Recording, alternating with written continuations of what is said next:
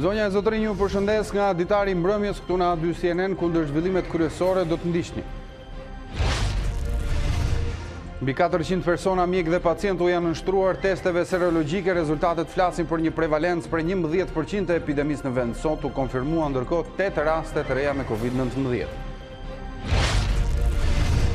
Nga sot hynë në fuqi ndryshimet e kodit penal për masat parandaluese ndaj COVID-19, ndonse me masat të zbutura, ato parashikojnë gjoba dhe burgim deri në 8 vite për shkelësit e karantinimit, apo edhe atyre personave që përhapin virusin me dashje.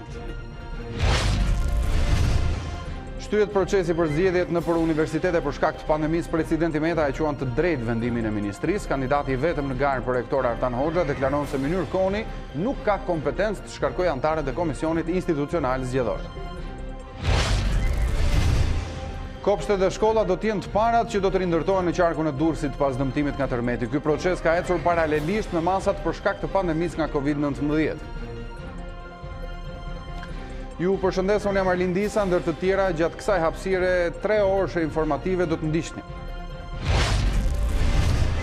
Europa shënon 75 vjetorin e fitores ndaj Gjermanisë naziste mes kufizimeve për frenimin e pandemisë së COVID-19. Emmanuel Macron, Angela Merkel dhe Boris Johnson kryesuan ceremonitë përkujtimore që këtë vit u zhvilluan pa pjesëmarrjen e veteranëve apo publikut të gjerë. Vdekjet nga COVID-19 në gjithë botën i kanë tejkaluar shifrën 270.000, ndërsa të infektuarit janë mbi 3.8 milion. Spanja, Franca dhe Italia raportojnë më pak viktima ditore, ndërsa vijojnë me rihapjen graduale.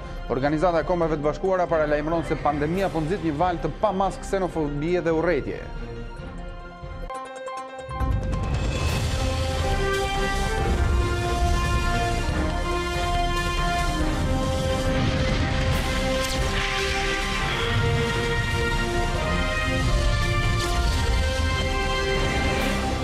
Të raste të reja janë zbuluar nga ekspertët gjatë 238 testimeve mbi persona të dyshuar që janë kryer në 24 orët e fundit në vendin tonë. Të dhënat mbi testimet me tampone flasin për një pozitivitet nën 5%, që sipas autoriteteve është tregues i kontrollit virusit në vend. Por këto indikatorë janë 2 fish më të lartë në më shumë se 11% nëse i referohemi testeve serologjike.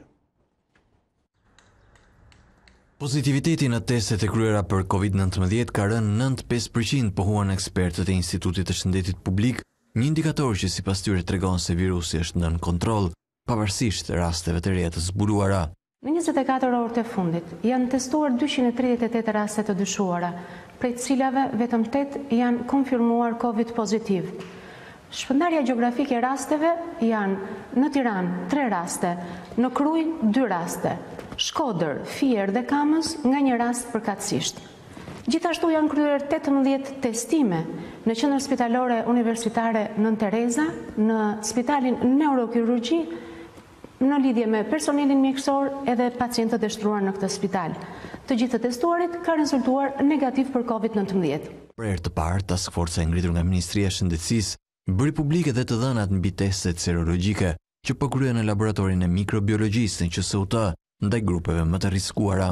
Deri tani janë testuar 440 individ dhe kemi një përqindje pozitiviteti të përgjithshëm në nivelin e 11.2%.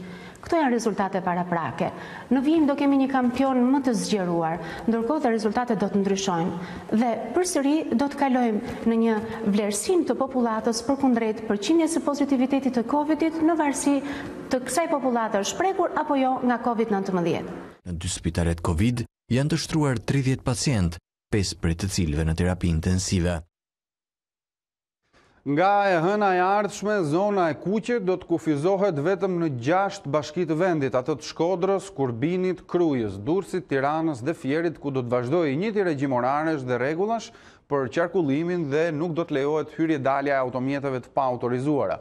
E gjithë pjesa tjetër e vendit do të jetë zonë gjelbër, njoftoi kryeministri Edi Rama, dhe qarkullimi ndër qytetas me automjete private brenda gjithë kësaj pjese do të jetë i lirë, ndërsa orari do të shtrihet deri në orën 21. Sa i përket kësaj fundjave, gjithçka do të funksionojë si fundjavën e kaluar. Do të lejohen të qarkullojnë vetëm automjetet që kanë autorizim për punë dhe dalja e këmbësorëve do të bëhet me 2 fasha, deri në orën 10 vetëm pensionistët dhe nga ora 11 deri në 17:30 prindrit me fëmijë deri në 14 vjeç.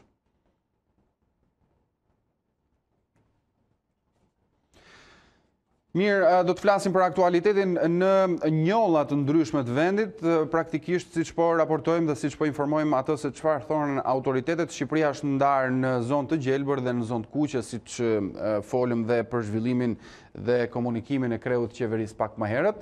Siç e shihni në ekran, kam në komunikim të drejtë për drejtë dy nga kolegët e mi, Gjon Gjekaj në Shkodër dhe Jerola Zjaj në qytetin e Vlorës. Do të flasim për situatën në këto dy qytete. Do të shkojmë në Shkodër fillimisht, një qytet i cili bën pjesë tek zona e kuqe dhe ku numërohen 115 infektuar me COVID-19 dhe siç thash Vlorën që ka gjithashtu një numër të prekurish.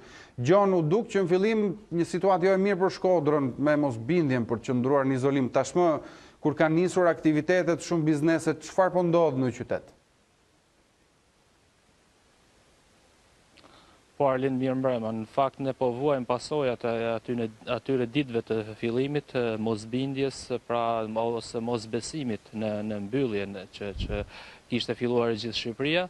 Në Shkodër që prej fillimit ka, siç e theksuat dhe ju, ka patur 115 persona të infektuar me koronavirus, ndërkohë që rasti më i fundit ka qenë ditën e djeshme, i cili vazhdon të jetë, pra i cili të jetë nga ndjekja e pandemisë, pra person kontakt me familjarët, ndërkohë për sa i përket bizneseve, ato disa që kanë hapur kanë ankesa të shumta, ato ankohen se nuk kanë blerës, pra ende shkodranet janë të prirur për të blerë ato produktet e shportes apo produktet ushqimore, ato që konsumohen për ditë dhe jo siç i quhen ato bleret e luksit, si mund të jenë veshmathjet apo dhe bijuteritë apo të shërbime të tjera, ndërsa një pjesë tjetër e tregtarëve ankohen se nuk kanë furnizim të ri për shkak dhe të bllokimit të kufinjve dhe të qarkullimit, pra kanë po ato produkte që kanë patur para se të bëhej mbyllja. Ndërsa një pjesë tjetër kanë preferuar që të mos i hapin fare bizneset e tyre përderisa nuk ka qarkullim mallit dhe nuk ka blerës. Konfirmuar sot me COVID-19 në Shkodër, çfarë mund të themi, Gjon? Në fakt, deri para 3 ditësh Shkodra dukej se po merrte atë kohën e artë, si quhet ndryshe, pra kishim 5 ditë pa asnjë person të konfirmuar me koronavirus.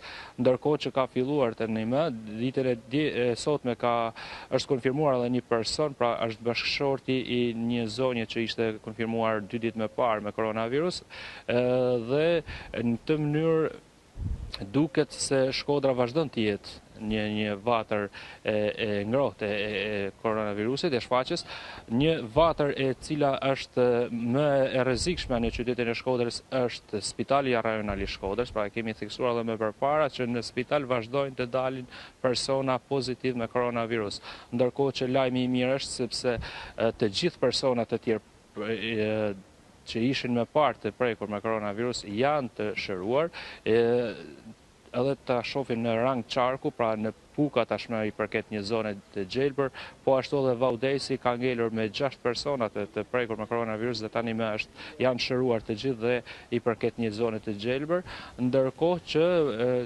bashkia tjetër Malësia Madhe nuk ka patur ende asnjë person me koronavirus. Gjithashtu dhe disa nga zonat e qytetit të Shkodrës, siç ishin në fillim zona Kirasit apo lagja Dobraç, janë tashmë personat që ishin të infektuar atje, janë shëruar dhe nuk ka patur persona të tjerë. Vetëm pjesa e personelit shëndetësor dhe personat që kanë rezultuar kohët e fundit janë ende të sëmur, janë të infektuar me koronavirus, duke e quar në 17 numrin e tyre në total. Kjo është situata në qytetin e Shkodrës. Unë falenderoj kolegun Gjon Gjekaj për këtë raportim dhe këtë komunikim, po ndërkohë në Vlorë, Jerola, situata është krejt tjetër, apo jo? Prej sa javësh nuk ka më raste të reja në qytet? Arlind, përshëndes, në fakt u bë gati një muaj që në qytetin e Vlorës nuk kam asnjë rast të ri si të dyshuar apo të prekur me COVID-19. Në këtë kontekst, qyteti i Vlorës është tashmë në hartën e qyteteve të gjelbërta. Madje tashmë ka nisur edhe puna sa i përket para përgatitjes për çeljen e sezonit turistik, i cili në fakt në qytetin e Vlorës pritet të çelet zyrtarisht pas datës 18, edhe pse ishte parashikuar që do të kishte në fakt përpara COVID-19 një agjendë e cila do të niste nga 1 maj deri në fund të këtij muaji me aktivitete të shumta të cilët do të kishin për synim promovimin e qytetit bregdetare. Megjithatë, në pamundësi për të pasur një agjendë kaq shumë të pasur me evente, ajo çfarë është në fakt kryefjala e këtyre ditëve është kërkesa e tur operatorëve për të pasur më shumë vëmendje dhe më shumë bashkëpunim të institucioneve lokale, por edhe atyre në nivel qendror në mënyrë të tillë që të përballojnë së bashku edhe sfidën që i pret sa i përket turizmit. Mirë, unë falenderoj, ishim me Jerola Ziaj në qytetin e Vlorës, ku kuptuam se si është situata, e gjithë vëmendja tashmë që nuk ka të infektuar është tek turizmi dhe kërkesa e operatorëve turistike, cilën ne kemi trajtuar dhe gjatë ditës së djeshme, pra ka një situatë të vështirë që dikton një aktivitet shumë të cunguar dhe të rrezikshëm në aspektin financiar dhe ekonomik për këtë sektor. Falenderoj dhe njerë kolegen tonë në Vlorë, do të flasim më tej për të tjera zhvillime. Epidemia nga COVID-19 veç stresit dhe pasigurisë në popullat ka shkaktuar jo pa pak probleme tek pacientët. Bëhet fjalë për të sëmurët talasemik që këtë periudhë nuk po kryejnë si duhet transfuzionin e gjakut, jetik për këtë kategori. Ulja drastike e dhurimeve ka krijuar vonesa në marrjen e qeseve me gjak, ku përjashtim nuk bëjnë as fëmijët. Rrallë mund të gjesh një 5 vjeçare kaq të duruar ku mjekët dhe infermierët nuk janë makthi i saj. Nuk e shqetëson vigonin në dorë dhe as të shoh tek merr gjak. Ky proces është pjesë e jetës së saj që kur u diagnostikua pas lindjes me talasemi. E braktisur nga babai për shkak të sëmundjes, ajo vjen çdo 20 ditë nga klosi bashkë me nënën për një qese gjak. Ka orë që pret për të marrë sasinë e dur, jetike për shëndetin, por gjaku ende nuk ka mbërritur. Nëna e saj jashtë kamerës tregon se në këtë periudhë epidemie kanë ardhur çdo javë në Tiranë pasi nuk ka patur gjak. Mjekët thonë se banka është në krizë dhe në spitale ka vështirësi për transfuzionet. Ne po vuajmë, sidomos tek të riturit të cilët kërkojnë një volum më të madh gjak për të arritur parametrat normal, në mënyrë që të kenë një jetë cilësore, sigurisht nuk po marrin sasinë e dur, i detyrohen që të vinë më shpesh. Duhet vinin çdo 14 ditë, ne përpiqemi që dhe çdo javë t'i sjellim, por dhe vështirësia nga vende të tjera ku ata banojnë larg Tiranës është prezente. Për fat të mirë, deri tani nga personat me talasemi nuk ka të prekur me koronavirus. Për Ermelën, që çdo 20 ditë nevojiten 2 qese gjak, kjo është periudha më e vështirë. Për të mbajtur në kontroll hemoglobinën, janë detyruar familjarët e saj të dhurojnë më shpesh nga sa lejohet. Dhurimet kanë qenë shumë të pakta dhe banka e gjakut ka qenë pothuajse bosh dhe ne jemi detyruar të shkojmë pothuajse javë për javë për të bërë një transfuzion gjaku në një njësi gjak, ndërkohë që ne si talasemik duhet të marrim 2 njësi gjak. Njerëzit normal, momenti që e kanë hemoglobinën 10, e kanë alarm për veten dhe fillojnë të marrin trajtime, ilaçe dhe të gjitha nga këto. Po një me talasemi që e ka hemoglobinën 7, 5, 6 që po i bie gjatë gjithë kohës për shkak të mos transfuzionit gjakut. Në ditën botërore të talasemisë dhe në këtë periudhë pandemie, mjekët bëjnë apel për rritjen e dhurimeve të gjakut. Ju lutem, bëuni prezent në jetën e këtyre individëve me talasemi. Duke dhuruar një herë, do ishte shumë mirë 2 herë në vit, në mënyrë periodike, 400 ml nga gjaku i tyre. Pas orësh të tëra pritje, 5 vjeçares nga klosi ju sigurua një qese gjak, ndërsa për javët më vonë, kjo do të varet nga dhurimet. Në Shqipëri, 200 pacient, gjysma e tyre fëmijë, kryen transfuzion të gjakut për të mbajtur në nivel hemoglobinën dhe ruazat e kuqe. E njohur ndryshe si anemia mesdhetare, ajo është një sëmundje trashëgueshme e gjakut nga 2 prindër mbartës. Një ngarkesë të konsiderueshme të konsultave apo telefonatave nga qytetarët gjatë kësaj periudhe kanë patur mjekët e familjes. Puna e tyre nuk ka qenë më e pakët gjatë kësaj periudhe, madje mund të thuhet e kundërta. Për të kuptuar më mirë se si po punojnë mjekët e familjes apo si kanë punuar këto kohë, kur çdo dhimbje praktikisht lidhet me një infektim të mundshëm me Covidin, ne do të bisedojmë me një prej tyre. Kam lidhje të drejtë për drejtë mjeken Rudina Gjini Beci. Mirëmbrëma, faleminderit që jeni me ne. Mirëmbrëma, faleminderit për ftesën. Doktoresh, si ka qenë puna juaj gjatë kësaj periudhe? Çfarë fluksi keni patur pasi e gjithë vëmendja ka shkuar tek pandemia dhe shifrat e përditësuara që ne raportojmë apo na vijnë për koronavirusin COVID-19? Ju besoj më mirë se kushdo tjetër mund të na thoni se sa e njohin qytetarët situatën për shkak se jeni në komunikim me ta. A i ngatrojnë ata simptomat e një viroze stinore me koronavirusin? Sigurisht, mjekët e familjes janë ata që kanë kontaktin e parë me pacientët, jo vetëm me koronavirus, por me gjithë të sëmundjet e tjera që qarkullojnë. Është një periudhë që kjo ka filluar një periudhë virozash që në periudhën në janar shkurt kanë pasur një dyndje sëmundjesh virozash të stinore dhe sigurisht në 9 mars që u shpall personi zero, pacienti zero në Shqipëri, mjekët e familjes u përqendrua vëmendja, u morën dhe direktivat nga Ministria e Shëndetësisë dhe si duket Instituti i Higjienës për të përqendruar pikërisht në ca protokolle të ndryshme mjekimi nga që ishim vepruar në periudhën janar shkurt. Do me thënë, që aty filloi që ne me pacientët tanë filluam të komunikonim online nëpërmjet telefonit, nëpërmjet WhatsAppit, nëpërmjet gjithë mënyrave të ndryshme, por jo kontakt fizik me pacientë siç kishim bërë në periudhën janar shkurt. Pacientët pyesin jo vetëm për këtë virus të ri që kishte hyrë, domethënë pyetjet ishin dhe pa pasur probleme vetë ata, pa pasur simptoma, por sigurisht dhe kur kishin simptomat e tyre, domethënë shfaqnin problemet e ndryshme që kishin nëpërmjet telefonit. Ishte një gjë e re për ne, jam një mjeke për 22 vitesh në qendër shëndetësore 10 dhe ishte një mënyrë e re komunikimi me pacientët që sigurisht puna është kryer në mënyrë më të mirë të mundshme dhe jemi shumë të kënaqur dhe nga mënyra që ata na kanë kuptuar dhe ne jemi shprehur me ta, këto e tregojnë dhe shifrat e ndryshme që po hasen që kjo është pandemi në rënje. Në fakt të gjithëve ne na u diktua një mënyrë pune me të cilën nuk ishim mësuar, pra u përshtatëm të gjithë në profesionet ndryshme, si njerëzit e medias, po gjithashtu edhe ata në mjekësi. A ka qenë, a është e vështirë në fakt të kuptosh dhe të gjesh një problem shëndetësor nëpërmjet vizitave online, doktoresh? Sigurisht që mjeku, kuptoj që mjeku asnjëherë neve nuk kishim dhënë këshilla nëpërmjet telefonit. Mjekësia ka të ndaluar të jepte këshilla nëpërmjet telefonit sepse çdo gjë duhet prekur me dorë, thot mjeku, pastaj ta trajtosh pacientin. Por nëpërmjet të shenjave të ndryshme, thash virusi ishte një virus në studime sipër dhe ne mjekët po studionim, si gjithë bota sigurisht, se këto lajme janë me muaj tani që pacientë janë mësuar, dhe neve filluam të trajtoni pacientin nëpërmjet telefonit.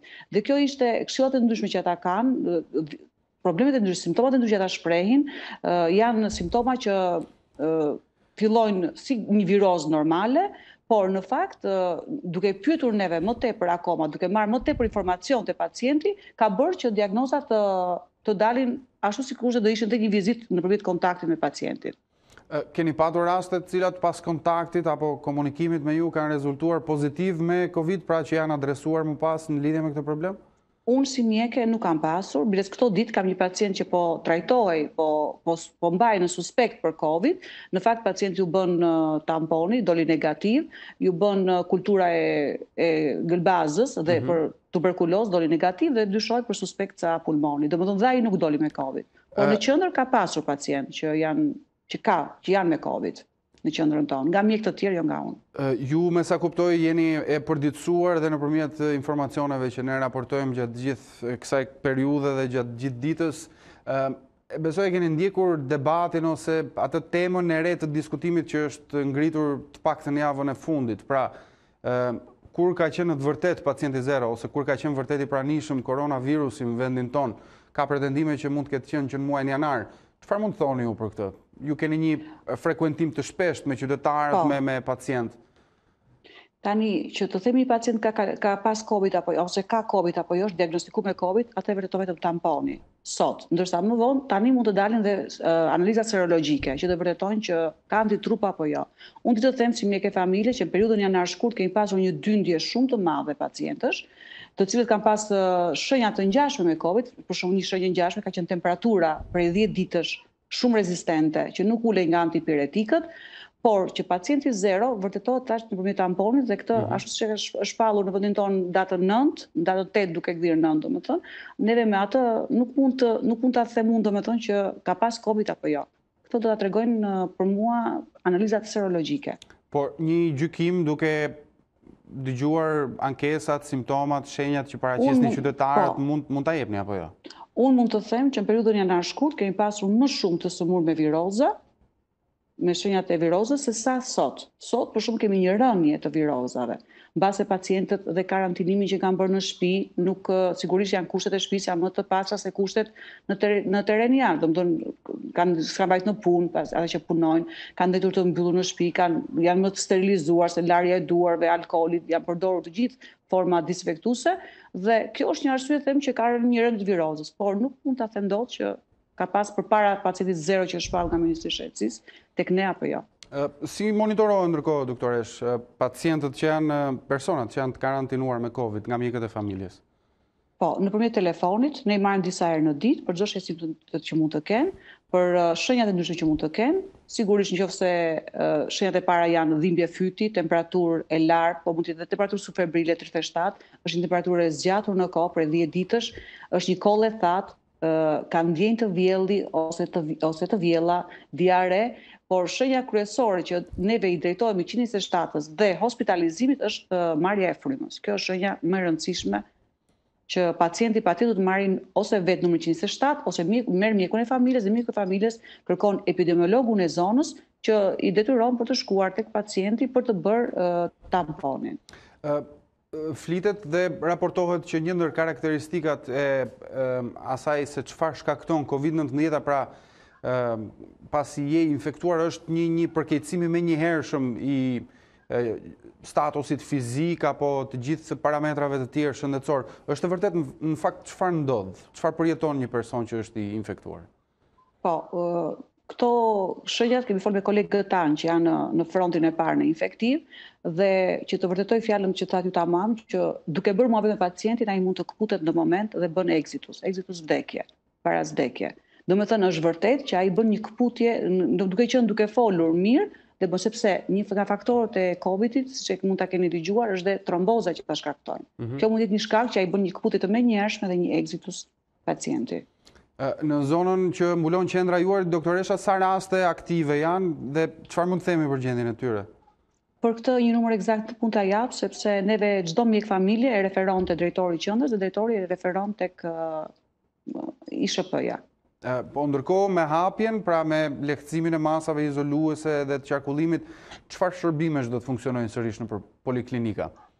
Duhet jemi të qartë që në qendrën tonë dhe në gjithë qendrat e tjera asnjëherë nuk është ndërprer shërbimi.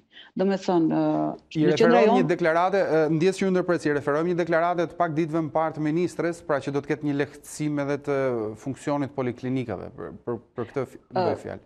Kjo bëhet fjalë për sepse pacientët tanë neve i mbajmë nuk i fusim në qendër, por i mbajmë jashtë, nëse keni parë qendrat e tjera shëndetësore, dhe çdo pacient kërkon mjekun e familjes, merret një telefon mjeku se çfarë arsye, se çfarë kërkon pacienti. Pra për të evituar kontaktin. Për të evituar kontaktin, por nëse pacientin nga periudha nga 1 maj dhe këtej kemi filluar që pacientin fusim dhe brenda. Për shembull, këto ditë këtë javë që mbyllëm, kam bërë dhe vizita pacientësh për arsye të ndryshme, që nuk janë COVID, që mund të jetë një bronkopneumoni, që mund të jetë një azm, që mund të jetë një sëmundje kronike, që shfaqet ato shenja sepse pacientët kanë dhe sëmundje bashkëshoqëruese, jo vetëm COVID. Nuk i marr vetëm pandeminë, por shërbimi në qendër nuk është lënë. Në qendra shëndetësore ka shërbim kardiologjie, ka shërbim ginekologjie, ka shërbimin e nënave dhe me fëmijë të vakcinave, ka dhe kirurgji. Domethënë të gjitha shërbimet dhe laboratori ka funksionuar, por me një ulje të më shumë për urgjenca, jo për ardhjen e ambulancë në qendra shëndetësore, domethënë për arsye që mund të presin. Ju pak më herët bët një krahasim pra të fillimit vitit, muajt janar dhe fillimit shkurtit, në raport me prilin dhe muajin maj, ku ndodhemi aktualisht. Po, nëse mund të na thoni, çfarë problemesh kanë më shumë qytetarët, si pasojë e stinës në cilën ndodhemi? Tani në këtë periudhë, në pranverë, shfaqen më shumë alergjit nga polenet e luleve, janë rufat, kataret stinore, anginat, bajamet, dhe bajamet nga ndryshimet e temperaturave, që siç e pam këtë javë ka ulje, ngritje temperatura krijon dhe angina purulente, bajamet, azma bronkiale dhe një fenomen i ri që është shfaqur për arsye të pandemisë në këtë periudhë janë dhe neurozat e pacientëve. Sepse sigurisht ka krijuar në shumë pacient, ka krijuar një frikë kjo sëmundje dhe me këtë po merret mjeku familjes. Për fëmijët, çfarë mund të themi ndërkohë, ju e përmendët disi pak më herët, po si po veprohet me vaksinat që quhen rutinore?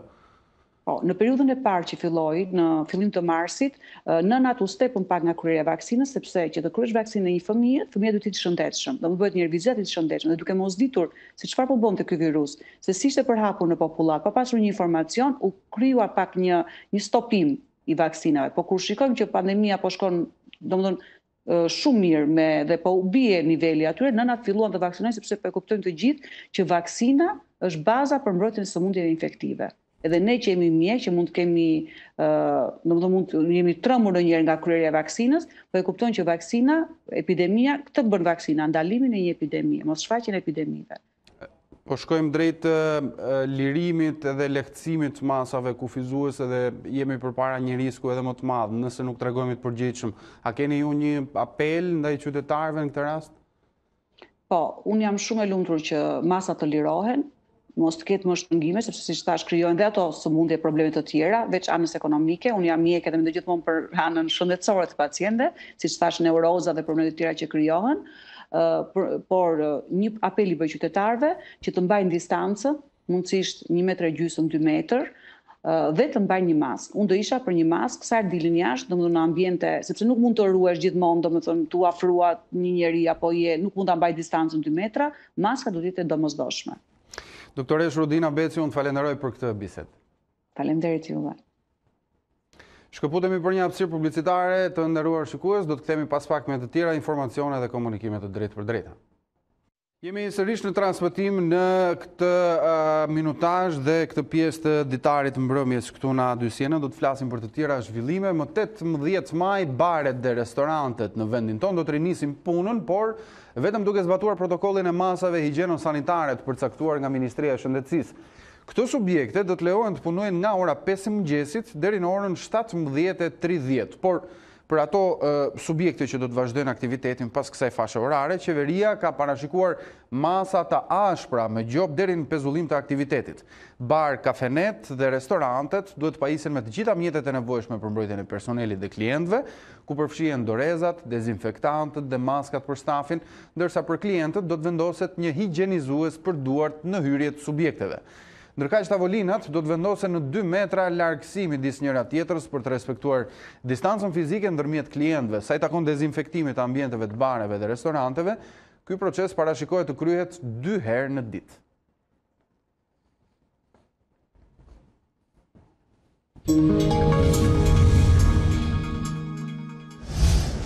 Kopshtet dhe shkollat e dëmtuara nga tërmeti 26 nëntori do t'i nënshtrohen procesit të rindërtimit në qarkun e Durrësit. Procesi ka vijuar pavarësisht masave shtrënguese për shkak të pandemisë nga Covid-19. Izolimi dhe masat e marra për shkak të pandemisë Covid-19 duket se nuk e ka ndaluar punën për rindërtimin e objekteve të dëmtuara nga tërmetet e vitit të kaluar që prekën vendin tonë. Më shumë se kudo, ky realitet vërehet në qarkun e Durrësit, i cili ishte edhe më i prekuri nga tërmetet e 21 shtatorit dhe 26 nëntorit të vitit të kaluar. Por sa e ka penguar pandemia procesin e rindërtimit dhe cilat janë objektet që kanë përparësi në këtë proces? Nuk mund themi që ka një ndërhyrje, por ka një përputhje, ka një bashkëveprim ndërmjet bashkive, institucioneve shtetërore, për sa i përket vijimit të rindërtimit të objekteve. Po them që jemi në përfundim të rindërtimit të objekteve të tërmetit të 21 shtatorit. Mund të themi që ka filluar shëmbja e objekteve të shkollave, qerdhe dhe kopshte cilet janë dëmtuar dhe do të jenë të parat që do rindërtohen. Këtu mund të themi shëmbjen e shkollës gjimnazit në Sukth, shëmbjen e shkollës në Shijak, përgatitjen e sheshit të madh të Thumanës, kështu që kanë filluar dhe vijuar puna normalisht. Në të njëjtën kohë të gjitha bashkitë, nëpërmjet grupeve të punës, kanë përgatitur dosjet e gjithë qytetarëve të cilët u janë dëmtuar shtëpitë.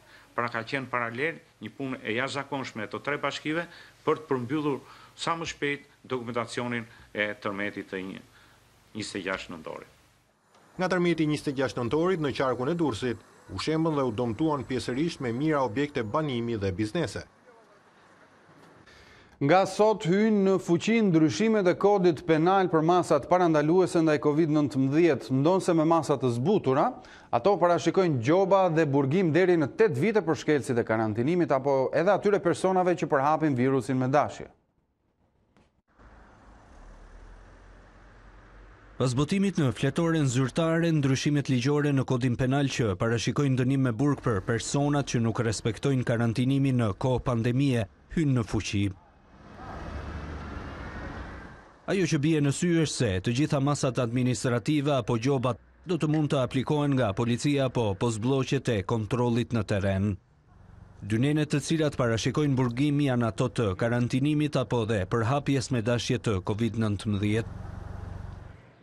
Sipas ndryshimeve, çdo person që nuk zbaton urdhrat për karantinimin apo shkel rregullat dënohet me burgim nga 2 deri në 3 vite, ndërsa përhapja me dashje e COVID-19 dënohet nga 2 deri në 5 vite. Dënimi është më i rënd deri në 8 vite, kur përhapja me dashje e virusit shkakton pasoja të rënda për shëndetin ose është i rrezikshëm për jetën e njerëzve. Sipas ligjvënësve, nëse një person më parë është zgjobitur dhe sërish shkel rregullat e vendosura nga shteti në gjendjen e pandemisë, atëherë veprimet e tij do të konsiderohen si kundërvajtje dhe dënohen me gjob deri në 6 muaj heqje lirie. Kur nuk respektohen kushtet nga aktivitetet tregtare të cilat vendosin në rrezik shëndetin e njerëzve, atëherë dënohen me gjob deri në 2 vite burgim.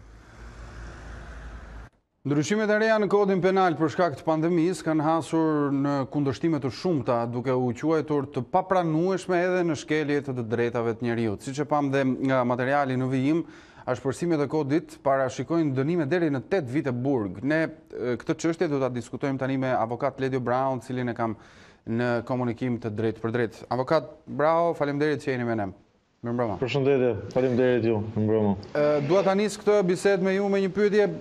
A ishin ndryshimet në kodin penal zgjidhja e dur për situatën sipas jush? Nuk besoj se janë zgjidhje dur, ne këtu do jemi, do shohim që këto nene janë nuk do aplikohen, nuk do arrin zbatohen, duke filluar që nga me leta që është dhe kundërvajtje penale që ka të bëjë me rastin kur nuk respektohen rregullat dhe që do duhet kesh një dënim tjetër administrativ më përpara që të procedohesh penalisht herën e dytë. Dhe në realitet, në momentin që dënimi administrativ i parë nuk është bërë i formës prerë, nuk mundet që të procedohesh penalisht. Pra procedimi penal do të pezullohet. Dhe kemi parasysh që siç funksionojnë gjykatat administrative në Shqipëri, që një dënim administrativ bëhet i formës prerë, duhen 2 deri 4 vjet. Pra, nëse ti merr një gjob sot nga policia, një gjob që është 10.000 lekë të reja, dhe ti ankimon atë në gjykat, që nga ky moment ty për 2 deri 4 vjet nuk mund të procedohesh penalisht për shkeljen e 2 apo 3, sepse nuk ka marrë vendim formës prerë shkelja e parë. Pra që këtu kemi një dispozit që është krejtësisht e pasbatueshme, sepse duhet kemi parasysh në Shqipëri dhe në harqe kohore të tilla 2 deri 4 vjet gjithmonë ka amnisti me të cilat i falesh nga këto procedime penale. Sot ndërkohë ndryshimet kanë hyrë në fuqi pra të kodit penal dhe dënimi më i rënd është ai me 8 vite burg për përhapje me dashje të virusit. Po si mund vërtetohet kjo gjë në një kohë kur nuk janë publikuar ende aktet nënligjore nga Ministria e Shëndetësisë që sankcionojnë këtë, pra pikërisht rrethanat kur një person infekton një tjetër? Atëherë, e para është kjo, e dyta është që COVID-19 ende nuk është në listën e smundjeve infektive me rrezikshmëri të lartë. Pra që nga ky moment as në eni 89B nuk mundet të aplikohet për aq kohë sa nuk ka një listim të kësaj smundje. Dhe kjo nuk ndodh në Shqipëri, ndodh në të gjithë botën ku ka pasur raste, ka pasur studime dhe ka qenë e pamundur të vërtetohet.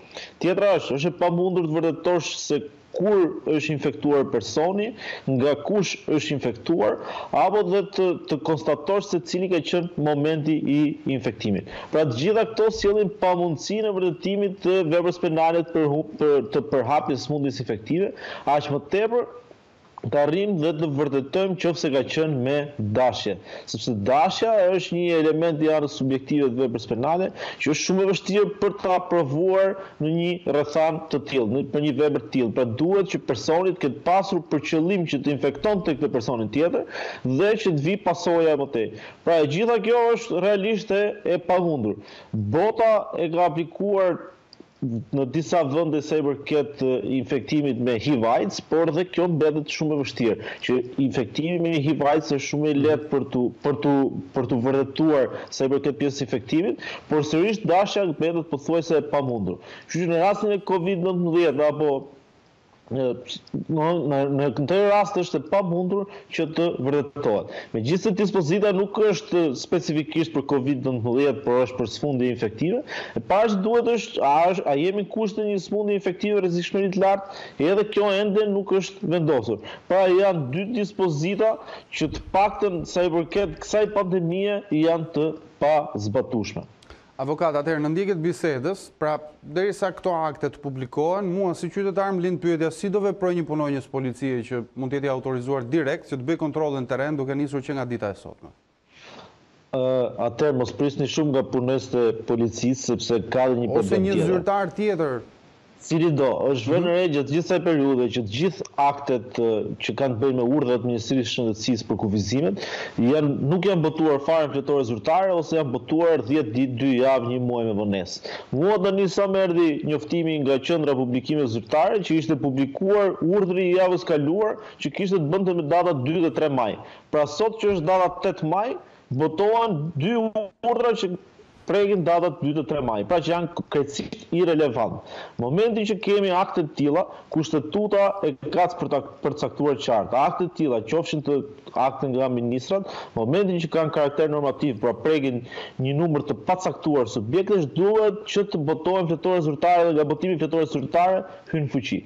Po thuaj se të gjithë kufizimet që ne kemi sot, të gjithë të aplikimet që bëjnë me Albania, janë të pabotuar fletore zyrtare dhe sërish policia e shtetit ka vendosur gjoba sanksione ndryshme.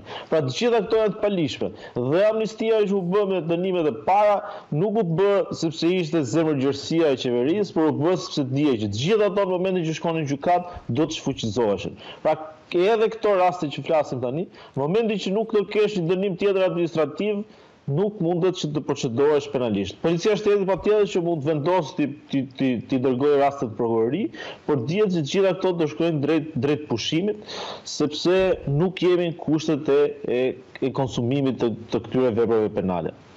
Presidenti, i cili bëri një ndërhyrje dhe me ndryshimet që u propozuan nga ai, shkuam në miratim pastaj të këtyre ndryshimeve, ndër të tjera ka kërkuar që të sqarohen nga Ministria e Shëndetësisë, pra në vijim të asaj argumentit tuaj, nga Ministria dhe strukturat e tjera qeveritare në aktet nënligjore çfarë quhet gjendje epidemie, masë jashtëzakonshme apo person mbartës, në mënyrë që policia të di si të veprojë apo jo.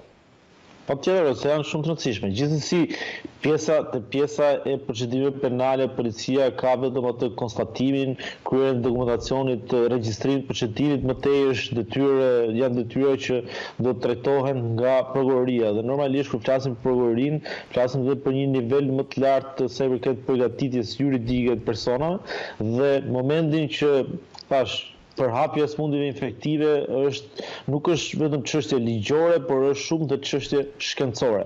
Sepse në momentin që do provohen të gjitha këto do duhen akte ekspertimi mjeko-ligjore. Dhe deri sot nuk ka pasur asnjë autopsi që të ketë thënë që personi ka ndruar jetë për shkak të infektimit me COVID-19. Në momentin që nuk mundet që thuhet kjo, aq më tepër të vërtetohet se nga është infektuar ky person, nuk mundet që të vërtetohet as dashje. Prandaj po them, është afër të pamundurës që të procedohet. Procedime mund të ketë, por nuk do ketë fajsi në lidhje me këto vepra penale.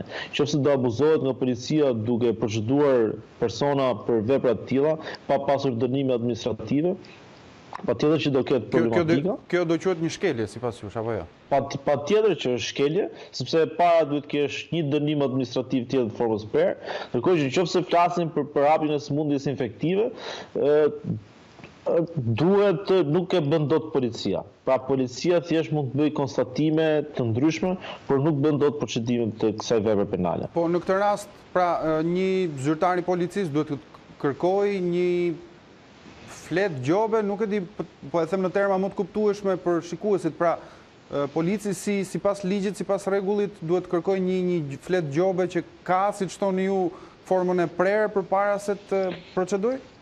Patjetër, atëherë, kur Ose flasim duhet të informohet nëpërmjet policisë që je apo nuk je i gjobitur. Duhet të informohet, por gjithsesi procedimi do të bëhet nëpërmjet prokurorisë. Tjetra që është e rëndësishme është përhapja me dashje e sëmundjes infektive nëpërmjet supozohet për një person që është i diagnostikuar si mbartës i sëmundjes.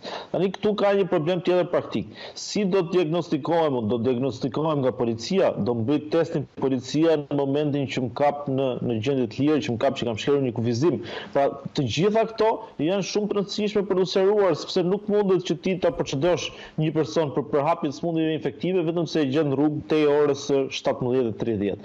Pra, e gjitha kjo ka një problematikë sa i përket zbatimit. Janë vepra që nuk kanë funksion parandalimin e posaçëm, por kanë funksion vetëm parandalimin e përgjithshëm.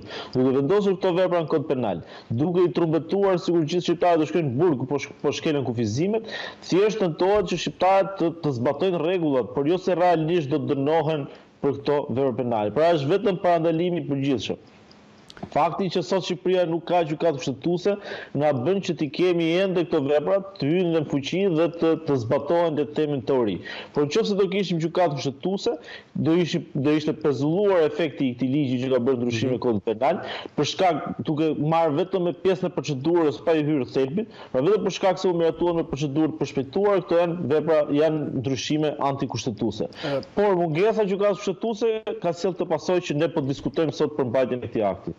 Ka patur dhe një thirrje nga avokati i popullit, ndërkohë që ndryshimet mos bëheshin në një situatë të jashtëzakonshme dhe është kërkuar dhe një konsulte e gjerë publike. Kjo gjë nuk ndodhi, pasi ndryshimet u kaluan me procedurë të përshpejtuar, siç dhe ju e përmendet. Nëse ky do të rezultojë një veprim i nxituar që sot çfarë mund të themi, pra mund të sjell pasoja tek qytetarët? Pasoja mund të sjellë sepse pasoja në sa i përket procedimit pjesës policore, sepse në prokurorinë në gjykat nuk besoj se do të sjellë pasoja. Por për shkak do sjellë pasoja të tjera të qytetarët, rritje stresi, frikë për të dalë, panik nga policia, gjëra të kësaj natyre. Por kjo mund të sjellë pasoja për shtetin shqiptar më vonë, në një moment tjetër për shkak të se shumë nga këto gjykime nëse do vijohet me hetime dhe me dënime personale për sa i përket këtyre veprave, do të shkojnë në gjykatën evropiane të drejtat e njeriut dhe patjetër që atje do konstatohen një sër shkeljesh. Unë them që dhe gjykata jonë kushtetuese në momentin që do kthehet një organ funksional, një institucion funksional, do të konstatojë që ka antikushtetueshmëri sa i përket këtyre dy veprave. Bashkë me ndryshimet për sëmundjet infektive, pati ndryshime ndërkohë edhe për masën e dënimit për dhunën në familje. Si e shihni këtë masë ju? Pash ka ndryshime sa i përket, ajo është një dispozitë që ka ndryshuar shpesh herë për shkak të edhe ajo është një dispozitë që ka futur shumë element të dhunës psikologjike, ka rritur marzhet e dënimit. Normalisht ajo është një dispozitë që zbatohet, ka shumë raste sa i përket kësaj vepre që ka kallëzime, është rritur edhe marzhi i personave të cilët përfshihen nga kjo dispozitë.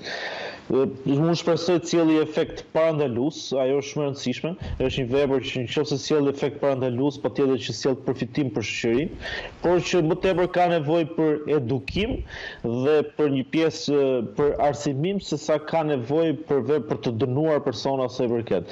Pra është një vepër që është shumë e rëndësishme të parandalohet sesa të dënohet.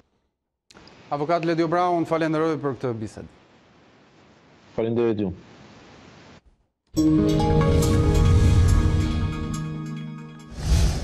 Ministre e Arsimit Besa Shahini ka shtyrë zgjedhjet në Universitetin e Tiranës për shkak të pandemisë. Vendimi u përshëndet nga rektori aktual Minur Koni, ndërsa kandidati për këtë post Artan Hoxha tha për aty CNN se Koni e ka drejtuar universitetin me mentalitet të vjetruar.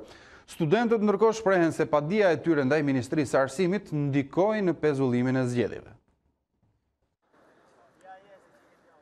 Ishte parashikuar për në 12 qershor, por Ministria e Arsimit vendosi të shtyjë procesin e zgjedhjeve për rektor, dekan dhe antar të Senatit Akademik në universitete. Ministria Besa Shahini u ka dërguar një letër drejtuesve të institucioneve publike të arsimit lart, ku konfirmon shtyrjen pa afat të zgjedhjeve për shkak të pandemisë. Urdhëroi shtyrjen e datës së zgjedhjeve për shkak të fatkeqësisë natyrore të shkaktuar nga pandemia e COVID-19. Organet drejtuese të institucioneve publike të arsimit të lartë Vjojnë me përgatitjen dhe ndjekin procesin e garantimit të integritetit akademik të kandidatëve. Rektori i Universitetit të Tiranës, Mynir Koni, përshëndeti vendimin e ministres dhe siguroi që përgatitjet për zgjedhje do të vijojnë. Ju siguroj se autoritetet dhe organet drejtuese të Universitetit të Tiranës do të vijojnë në mënyrë të menjëhershme me përgatitjen e zgjedhjeve. Procesi zgjedhor do të përmbush të gjitha parimet kushtetuese.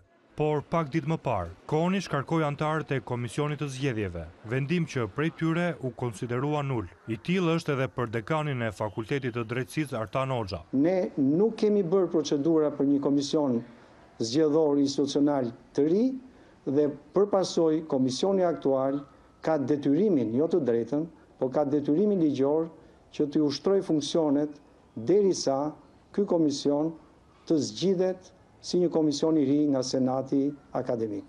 Hoxha, i cili deri më tani është kandidati vetëm për rektor, e përshëndeti gjithashtu vendimin e ministrisë për shtyrjen e zgjedhjeve, ndërsa akuzoi Konin për drejtim me mentalitet të vjetëruar.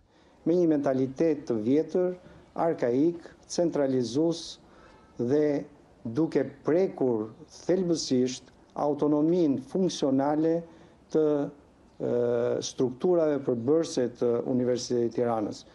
Para se Ministria të shpallte vendimin, qendresa qytetare dhe përfaqësues të studentëve dorëzuan një kërkesë padi në gjykatën administrative kundër Ministrisë së Arsimit për pavlefshmërinë e urdhrit të mëparshëm për zgjedhje më 12 qershor. Dhe sigurisht që presioni ushtruar nga studentët dhe fushata e tyre jo zgjedhje pa studentët, sigurisht që ne na bën të besojmë që ka qenë një nga faktorët kryesor dhe presioni kryesor i cili ka detyruar Ministrinë e Arsimit të marrë këtë vendim që duhet thënë që është me shumë vonesë. Sipas studentëve, zgjedhjet pa praninë e tyre do të ishin të pavlefshme. Presidenti Meta përshëndeti vendimin e Ministrisë së Arsimit për të shtyrë zgjedhjet në universitetet deri në një moment të dytë. I pyetur nga A2 nëse ndante të njëjtin qendrim me Partinë Demokratike se qytetarëve po u cënohen të drejtat me gjendjen e jashtëzakonshme, Meta tha se nuk jemi në një situatë normale dhe vuri theksin tek nevoja për të garantuar distancimin social. Presidenti Ilir Meta mirëpriti vendimin e Ministrisë së Arsimit për të shtyrë zgjedhjet për drejtuesit dhe anëtarët e Senatit në universitete deri në një moment të dytë. Pasi mori pjesë në një seancë durimi gjaku në Fakultetin e Gjuhëve të Huaja në Tiranë, kreu i shtetit tha se epidemia nuk garantonte një proces demokratik.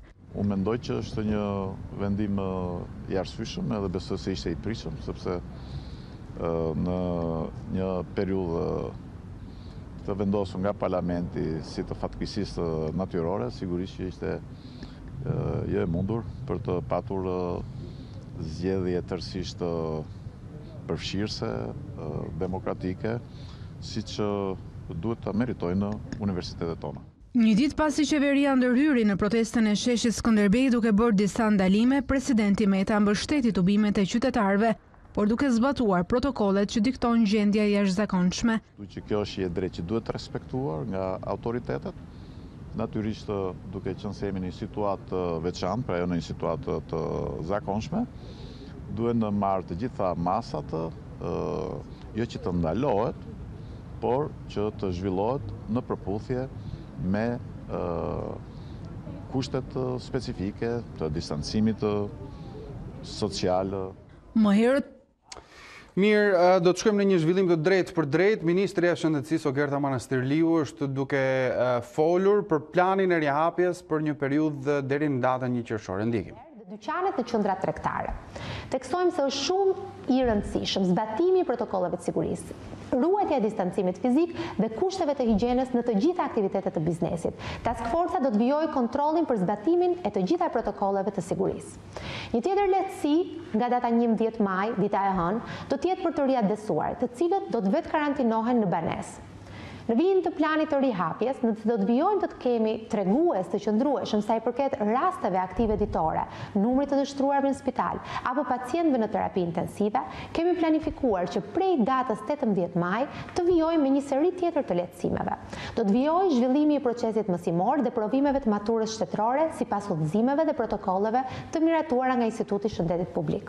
Po në këtë datë planifikojmë të hapen njësitë e shërbimit, bare, restorante, vetëm për ambientet e jashtme deri në orën 17:30 me protokolle rigoroze të sigurisë. Duke filluar nga data 18 maj, shtohen fluturimet e riadesimit me detyrimin për vetë karantinimin në banesë. Prej datës 18 maj planifikohen të hapen në rregulla rigoroze muzet, galeritë e arteve dhe sitet arkeologjike sipas protokolleve dhe udhëzimeve të miratuara. Po ashtu, nga e hëna datë 18 maj, do të lejohen stërvitjet individuale të sportistëve në ambientet e hapura. Do të vijojnë të jenë të ndaluara aktivitetet kulturore dhe sportive në ambientet e hapura dhe të mbyllura. Po kështu do të vijojë të mbetet në fuqi ndalimi i grumbullimeve për më shumë se 5 persona në ambientet publike, si dhe do të mbetet i mbyllur edhe transporti publik. Sipas planit në tentativë, nëse të dhëna do të jenë të qëndrueshme, bazuar në kriteret e Komitetit Teknik për vlerësimin e situatës epidemiologjike, nga data 1 qershor po planifikohet të lejohet hapja e qerdheve dhe kopshteve publike dhe private. Dëshiroj të ndalem këtu duke theksuar nevojën e një vlerësimi imediat të kujdesshëm të gjithë infrastrukturës dhe kushteve higjieno-sanitare për strukturat e kopsheve dhe qerdheve dhe sipas standardeve që ato duhet plotësojnë për t'u përshtatur normalitetit të ri. Protokollet e sigurisë do të bëhen të njohura në ditët në vijim, ku do të ngarkohen për zbatim të gjithë instruksionet përgjegjëse për plotësimin e tyre deri në datë 1 qershor. Të dashur qytetarë, roli i secilit për ju mbetet i pazëvendësueshëm nëse duam të shkojmë përpara me planin ton të rihapjes. Normaliteti i ri kërkon të ruajmë distancimin fizik dhe rregullat e higjienës personale. Pa vaksinën apo trajtimin përkatës, e vetmja mënyrë për ta ndalur këtë infeksion është të fituarit dhe të zbatuarit e zakoneve të reja që ndihmojnë në kufizimin e COVID-19. Të vijojmë kështu së bashku, të kujdesemi për veten, për familjen, për të afërmit, për ta fituar çdo ditë betejën me këtë armik të padukshëm e për të ngritur së bashku sërish edhe më të fortë. Ishte ky komunikimi i Ministres së Shëndetësisë Ogerta Manastirliu, e cila konfirmoi pra atë se çfarë është publikuar për datën 11 dhe 18 maj, pra 2 hënat e ardhshme, do të jetë pjesa më e madhe e lehtësimit masave për shumicën e aktiviteteve në vendin ton, por ajo se çfarë u duk si e re dhe si një lajm paktën për ne ishte data 1 qershor, ku nëse sipas këtij plani të parashikuar nga qeveria dhe autoritetet, shifra do të jenë optimiste dhe pozitive, mund të kemi një rihapje të çerdheve dhe kopshteve private dhe publike. Të tjera detaje ne do të përcjellim në minutat në vijim, ndërkohë do të vijojmë me të tjera zhvillime.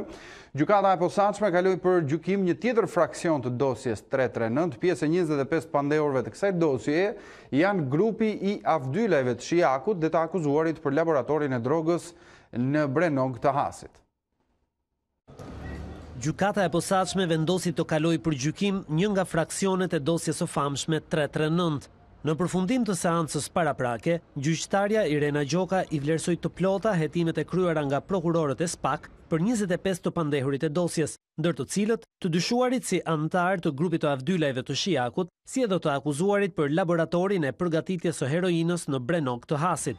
Në role të ndryshme, të pandehurit akuzohen për trafik të narkotikëve në formën e grupit të strukturuar kriminal, grup të strukturuar kriminal, organizatë kriminale, pastrim parash dhe armbajtje pa leje. Sipas prokurorisë, nga hetimi i kryer me metoda speciale, përgjime telefonike, vëzhgime dhe të dhëna të marra përmes letër porosive, rezulton se janë dokumentuar episodet konkrete të sekuestrimit të kanabisit, si gjatë prodhimit ashtu dhe trafikimit të tij jashtë vendit, si edhe trafikimi i heroinës brenda vendeve të Bashkimit Evropian nga Holanda në Itali.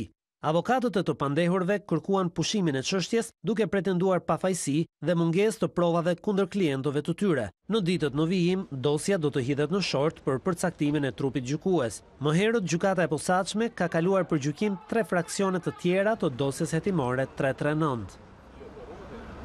Ambasadorja e Shteteve të Bashkuara të Amerikës në Shqipëri Yuri Kim përgëzoi anëtarët e rinj të gjykatës së lartë, të cilët kanë nisur të shqyrtojnë në dhëm këshillimit çështjet e para, urime gjyqtarëve të gjykatës së lartë për marrjen menjëherë përsipër të detyrave të tyre. Gjyqtarët po tregojnë vendosmërinë e tyre për të ofruar drejtësi në mënyrë efektive. Gjykata e lartë funksionale është thelbësore për zbatimin e reformës në drejtësi, shkruan ambasadorja Kim në Twitter.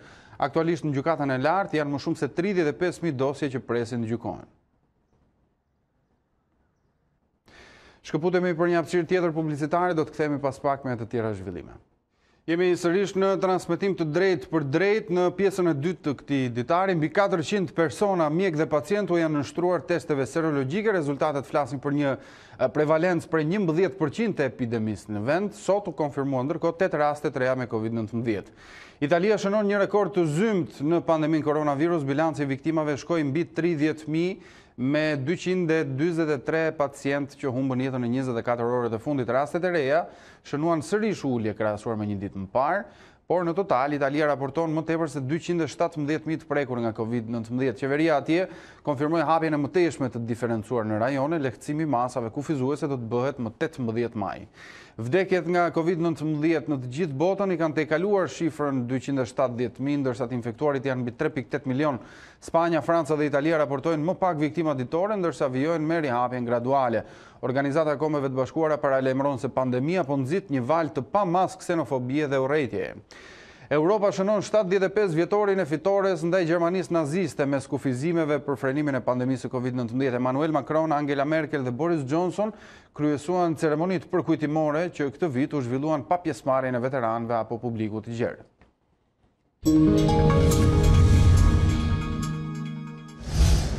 Situata me koronavirusin ka vendosur në vështirësi të madhe financiare baret, restorantet, që rezultojnë të mbyllur që në muajin mars. Për këtë arsye, shoqata e bar-restoranteve i ka dërguar qeverisë një listë me kërkesa ku përfshihen një pjesë e mbulimit të kostove dhe lehtësi fiskale. Nga data 18 maj, lokalet dhe restorantet do të mund të rinisin punën për të shërbyer klientëve vetëm në ambiente të hapura. Prej ditësh tashmë subjektet kanë nisur të marrin masat e nevojshme nga protokolli shëndetësor për të respektuar distancën e sigurisë dhe mjetet e tjera të nevojshme, pavarësisht kostove të mëdha për hapjen e një biznesi. Masat janë absolutisht të mira për të ndjekur, duhet të jenë të detyrueshme për gjitha bizneset, dhe patjetër neve jemi në dakordsi për t'i marrë këto masa. Patjetër që kostot mund të jenë më të larta në fillim, por shëndeti është i pari për punonjësit dhe për klientët. Pas ndërprerjes së aktivitetit prej 2 muajsh, gjendja e sektorit shfaqet e rënduar për shkak të pagesave si qerat, faturat e energjisë dhe ujit apo për shpenzime të tjera. Për këto arsye, shoqata e bareve, restoranteve dhe klubeve të natës i kërkon autoriteteve një paketë ndihme. Situata vijon të jetë vështirë për sektorin ton. Ka shumë zëra të detyrueshme në bilancet tona që na rëndojnë dhe patjetër për këtë gjë duhet që shteti të krijojë një paketë financiare mbështetëse për rimëkëmbjen e industrisë tonë. Fillimisht do kërkonim që TVSH-ja të ulë në shifrën 6%, sikurse është për sektorin e hotelerisë dhe agroturizmit, në mënyrë që të kishim një barë fiskale më të ulët.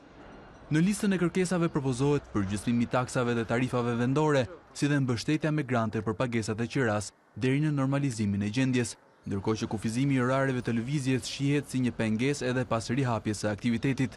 Nga ana tjetër, një pjesë e bizneseve që kanë funksionuar me shërbim të transportit ushqimor nuk kanë mundur të përfitojnë nga 2 paketet e para të qeverisë, duke lënë pa pagën e luftës me qindra punonjës si kamarierët dhe banakierët. Por sa është kontributi i sektorit bar-restoranteve në ekonominë shqiptare? Sipas të dhënave nga shoqata, në fund të 2019-s rezultonin të regjistruara 14.000 aktivitete të tilla në total, nga të cilat 7.000 janë vetëm në Tiranë. Në raport me popullsinë, Shqipëria numëron 518 bare për çdo 100.000 banor, duke kapur një rekord jo vetëm në Europë, por edhe në botë, ndërsa lë shumë pas vendet e Ballkanit Perëndimor. Të punësuar direkt në këto biznese janë rreth 80.000 persona, ndërsa të punësuarit indirekt variojnë nga 30.000 në 60.000 vetë. Kjo industri jep një kontribut prej 18% në prodhimin e përgjithshëm kombëtar. Parashikimet për ekonominë globale dhe atë shqiptare duken mjaft pesimiste nga ekspertët. Në Shqipëri, qeveria ka miratuar 2 paketa financiare për të ardhur në ndihmë qytetarëve dhe biznesit, por këto masa, në analizat që ne kemi përcjellë tek ju nëpërmjet kolegëve tanë dhe të ftuarve, shihen si të pamjaftueshme për të stimuluar një ekonomi të brisht, të goditur dhe nga një krizë e tillë kaq e fortë. Unë kam në lidhje të drejtë për drejtë gazetarin e njohur të ekonomisë Klodian Tomori për të biseduar për situatën dhe parashikimet e mundshme për të ardhmen. Klodian, mirëmbrëma, faleminderit që jemi ne. Mirëmbrëma, faleminderit për ftesën. Ndalemi pak tek masat e marra deri tani nga qeveria, cilat kanë pasur synim të asistojnë qytetarin dhe biznesin këtë kohë krize, të paktën ndukjen, pamje të parë. Janë prezantuar deri tani 2 paketa financiare, apo jo? Ka një tregues se çfarë impakti kanë patur ato deri tani në lidhje me kategoritë të cilave u adresoheshin? Po, treguesit e vetëm që ne kemi deri tani janë ato të statistikave që ka publikuar administrata tatimore edhe vetë qeveria në lidhje me dy programet pagave. Programi i parë i cili jep pagën, ta shtuqotur paga e luftës për rreth 63.000 të punësuar dhe të vetë punësuar në biznesin e vogël, pra është paga për 26.000 lekë në muaj, e cila do të merret për 3 muaj, dhe programi i dytë është ai i bonusit ose i pagesës teke prej 40.000 lekë, e cila do të në parashikimet e qeverisë presupozohet të shpërndajë për 173.000 të punësuar të cilët kishin humbur punën përpara datës 10 prill. Deri tani këto paketa ose më saktë janë realizuar sipas të dhënave të fundit të administratës tatimore për programin e parë, pra për pagën e luftës është aprovuar dhe është shpërndar ose është në proces shpërndarje pagesa për 63.000 subjekte për një fond total prej rreth 1.5 miliard lekësh ose gati 12-13 milion euro, pra është pagesa për muajin e parë, 26.000 lekësh për muajin e parë, ndërsa për programin e dytë, atë të bonusit të pagesës teke për 40.000 lekësh, deri tani është aprovuar pagesa për 78.000 të punësuar, çka është shumë larg asaj që kishte premtuar apo parashikuar qeveria kur e shpalli paketën se do ta përfitoni 173.000 të punësuar. Pra duket se ka një ndek të madh nga ajo që ishte parashikuar dhe tek ajo që është realizuar në të vërtetë. Qeveria thot se problemi nuk është administrata tatimore, problemi nuk është qeveria që ka refuzuar, por problemi janë vetë bizneset të cilat sipas saj nuk kanë bërë aplikimet ose i kanë bërë ato gabim ose në disa raste nuk i kanë bërë fare për punonjësit e larguar nga puna. Dhe këto janë masa direkte të cilat janë ndërmarrë deri tani përveç 2 garancive që ajo është një çështje tjetër. Ti e përmende, garancia sovrane, apo jo? Po, në fakt, deri në këto momente ka një tregues çuditshëm, duket se nuk po bëhet dot e prekshme nga biznesi. Klod, si mund të shpjegohet kjo? Ka një numër të tyre që po refuzohen? Atëherë edhe te garancia, edhe te programi garancisë ka 2 komponentë ose 2 programe. E para është garancia 100 milion euro që u vu si garanci për kredi për bizneset për të paguar rrogat. Pra, bizneset të cilat ishin në vështirësi likuiditeti për shkak të mbylljes, për shkak të bllokimit të ekonomisë nga pandemia, mund të paraqiteshin në bankë dhe me garancinë e vendosur nga qeveria për 100 milion euro mund të merrnin kredi deri në 3 muaj të fondit total të pagave të punonjësve të tyre. Pra, nëse një biznes e ka fondin mujor të pagave 1 milion euro, po them, sipas listë pagesave zyrtare që ka dorëzuar tek tatimet, atëherë mund të aplikonte për të marrë deri në 3 milion euro kredi me garancinë e qeverisë. Për të zbutur një periudhë 3 mujore për pagat. Pra për të mbuluar një periudhë 3 mujore për pagat. Ajo që ka ndodhur është që deri tani ky instrument është përdorur nga 7-10 biznese për një shumë e cila në mos gaboj është rreth 8 milion euro. Pra, bizneset përmes garancisë sovrane për pagat kanë marrë 8 milion euro kredi për të paguar punonjësit e tyre. 70 biznese. Duket sikur ky instrument do të jetë shumë pak i përdorshëm nga biznesi dhe kështu ishte pritshmëria pasi nuk ka një kompani private apo një biznes privat i cili shkon me qef të marri para borxh për të paguar pagat e punojësve të cilët nuk punojnë pasi janë në shtëpi apo të marri para borxh për të paguar punojësit kur biznesi i tij është i mbyllur dhe nuk prodhon asgjë. Megjithatë, 7 vjet aplikime, besoj se kjo do jetë edhe, po themi, maksimumi total i përdorimit të këtij instrumenti. Nuk besoj se do ketë sipërmarrje të tjera që do ta përdorin ose mund të ketë disa të tjera, por besoj rreth këtyre niveleve në maksimum mund të përdoret vetëm në 10% të fondit. Pra nga 100 milion euro që është vendosur garancia, besoj se në maksimum do të shkojë në 10 milion euro kredit marrë nga biznesi për ato arsye që ne përmendëm në sipër, ndërkohë që përtej kësaj ka patur edhe ka dhe po them disa kritere të cilat e bën të vështirë për biznesin që të përfitojë nga ky instrument. Për shembull, njëri prej tyre është që nëse një ndërmarrje apo një biznes ka sakrifikuar, pra në muajin mars i ka mbajtur punojësit e tij në punë, ka gjetur para borxh diku tjetër dhe i ka paguar rrogat e marsit, pra nuk i ka pushuar punojësit e tij, nuk mund të marrë dot kredi për muajin mars, sepse nuk ja lejon qeveria, sepse i thotë që ti i ke paguar rrogat e muajit mars, mund të marrësh vetëm për prillin apo për maj. Pra janë disa kritere... Klasifikohet në një situatë me risk të lartë, pak a shumë, apo jo? Janë disa kritere shtrënguese që besoj janë totalisht panevojshme dhe mund të ishin evituar.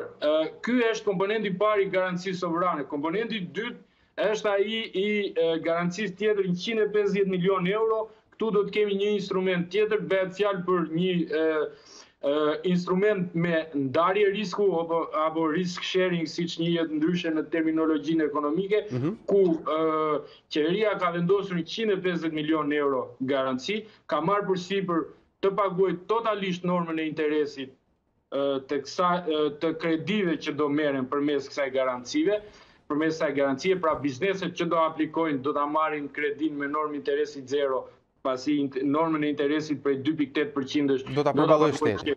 Do ta paguajë qeveria përmes buxhetit shtetit dhe ky instrument, pra kjo garanci për 150 milion eurosh do të jetë për kapital qarkullues dhe për investime të reja.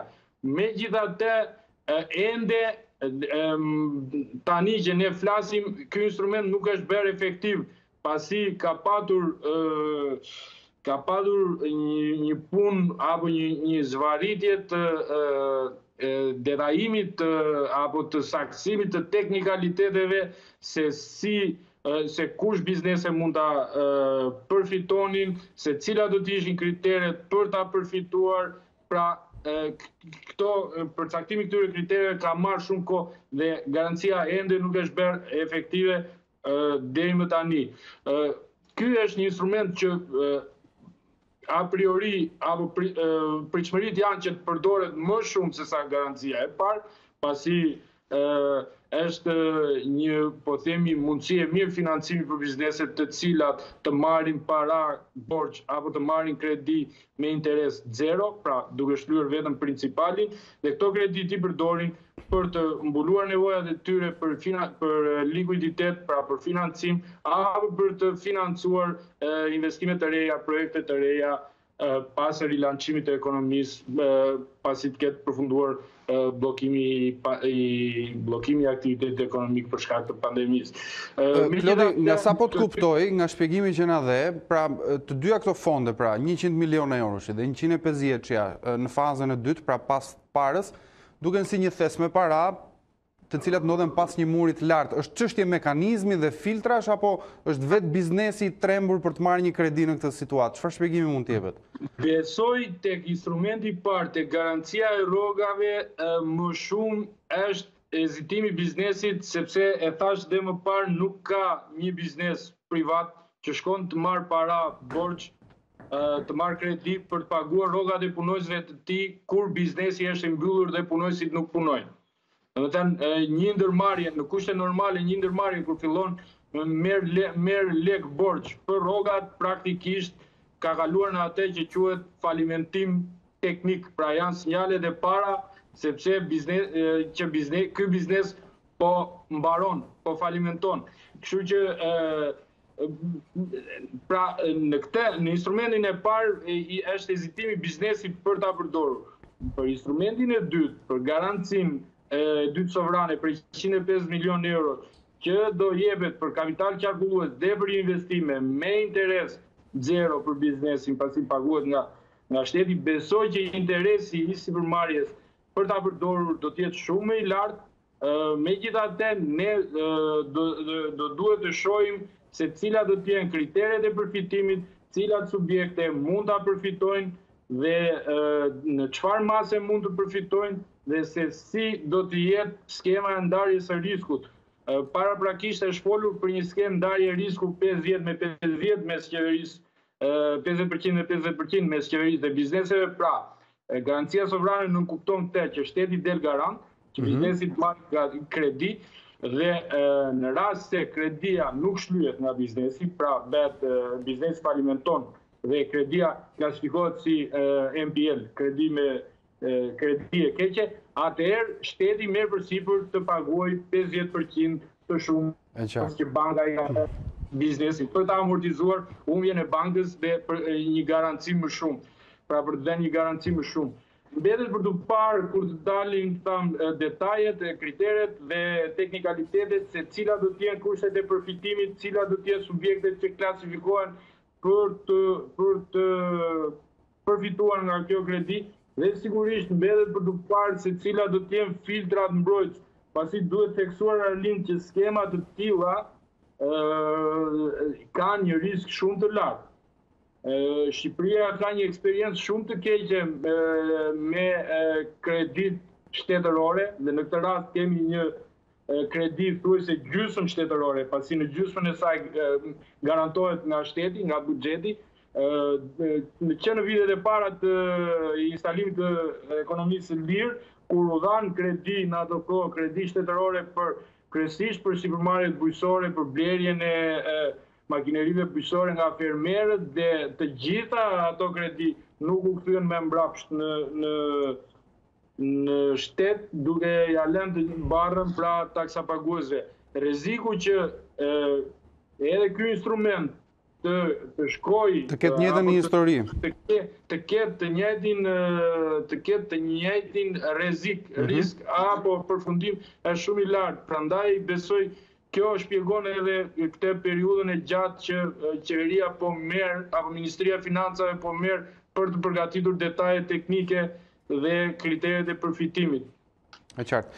Dua të pyes për papunësinë, Klod. Për muajin mars janë raportuar të paktën 61.000 të papunë, apo jo? Çfarë treguesi është ky për të ardhmen? A mund të bëhet një parashikim? Atëherë mund të themi që vetëm në muajin mars kriza apo bllokimi i ekonomisë për shkak të pandemisë ka fshirë 10% të numrit punësuarve në sektorin privat. Pra në total, në mos gaboj, Shqipëria ka diku te 650.000 të punësuar në sektorin privat dhe atë shtetëror, marrë të dy së bashku, vetëm në sektorin privat, dhe vetëm në muaj mars kemi humbur 10% të numrit punësuarve. Ky numër me gjasa do të jetë më i lartë nëse situata bllokuese vazhdon dhe nëse kriza ekonomike vazhdon. Pasi duhet të kem parasysh një gjë, Arlind. Shumica e bizneseve në Shqipëri, veçanërisht shumica e bizneset e mëdha, edhe pse kanë qenë të mbyllura, nuk kanë bërë pushime masive për shkak se u ishte premtuar nga qeveria që do kishin një paketë të dytë financimi nga e cila do të përfitonin ata. Nëse e mban mend, paketa e parë e masave është prezantuar diku nga fundi i muajit mars, fillimi i prillit. Bizneseve të mëdha edhe kjo paketë ishte targetuar vetëm për bizneset e vogla, pra bizneset e vogla mbyllura të punësorit dhe të punësorit, ndërkohë që për biznesin e madh qeveria premtoi një paketë që do ta ndihmonte, mirë po kur paketa u prezantua, pati, po themi, një si ile, do ta quaja unë, pasi u tha që përfitojnë vetëm punojësit të cilët për pagën bonusin 40.000 lekë përfitojnë vetëm punojësit të cilët janë larguar nga puna para datës 10 prill. Ju të tjerët që i largoni tani nuk përfitoni. Dhe për shkak të kësaj pritshmërie që bizneset kishin, që do të vinte një paketë e dytë që do t'i ndihmonte, kanë hezituar të bëjnë, ose më saktë nuk i kanë bërë pushim shkarkimi nga puna që mund që duhet të bënin apo që nuk kishin menduar të bënin duke pritur ndihmën e qeverisë. Nuk i kanë bërë këto pushime në muaj mars, pasi prisin ndihmën e qeverisë dhe besoj që në prill ai numri 60.000 që ne po flasim do të shkuar më sipër se sa nuk e dim vetë për të parë. Treguesit për muajin prill besoj nuk janë publikuar ende. Jo, nuk janë publikuar ende, por besoj lispagesat e muajit prill duhet dorëzohen në mos gaboj brenda datës 10 maj dhe aty mund të kemi dhe shifrat e reja të asaj se çfarë ka ndodhur me numrin e të punësuarve gjatë muajit prill. Lirimi masave i javës fundit dhe i ditëve të fundit, Klod, dhe hapja e bizneseve, disa kategorive shihen si pozitive, paktën ndukje dhe në pamje të parë. Megjithatë, është raportuar dhe për rënien e konsumit, apo jo? Si ndikon kjo e dyta të parën? Pra, çfarë panorame do të kemi përpara në javët e ardhshme, duke qenë se do të kemi dhe një lirim të mëtejshëm të masave? Sigurisht që bllokimi i ekonomisë do të çonte në të kurrje të konsumit dhe kjo ishte e pritshme pasi kur njerëzit janë të detyruar të qëndrojnë të mbyllur në shtëpi dhe kur bizneset janë mbyllura sigurisht që nuk ka konsum. Me hapjen graduale e cila tashmë ka nisur, mund të themi që një pjesë e madhe të bizneseve të cilat ishin mbyllur gjatë muajit mars, pra duke filluar nga data 11 mars e më vonë, tashmë kanë filluar të hapen, ndërkohë që nga java tjetër fillojnë të hapen sipërmarrje të tjera.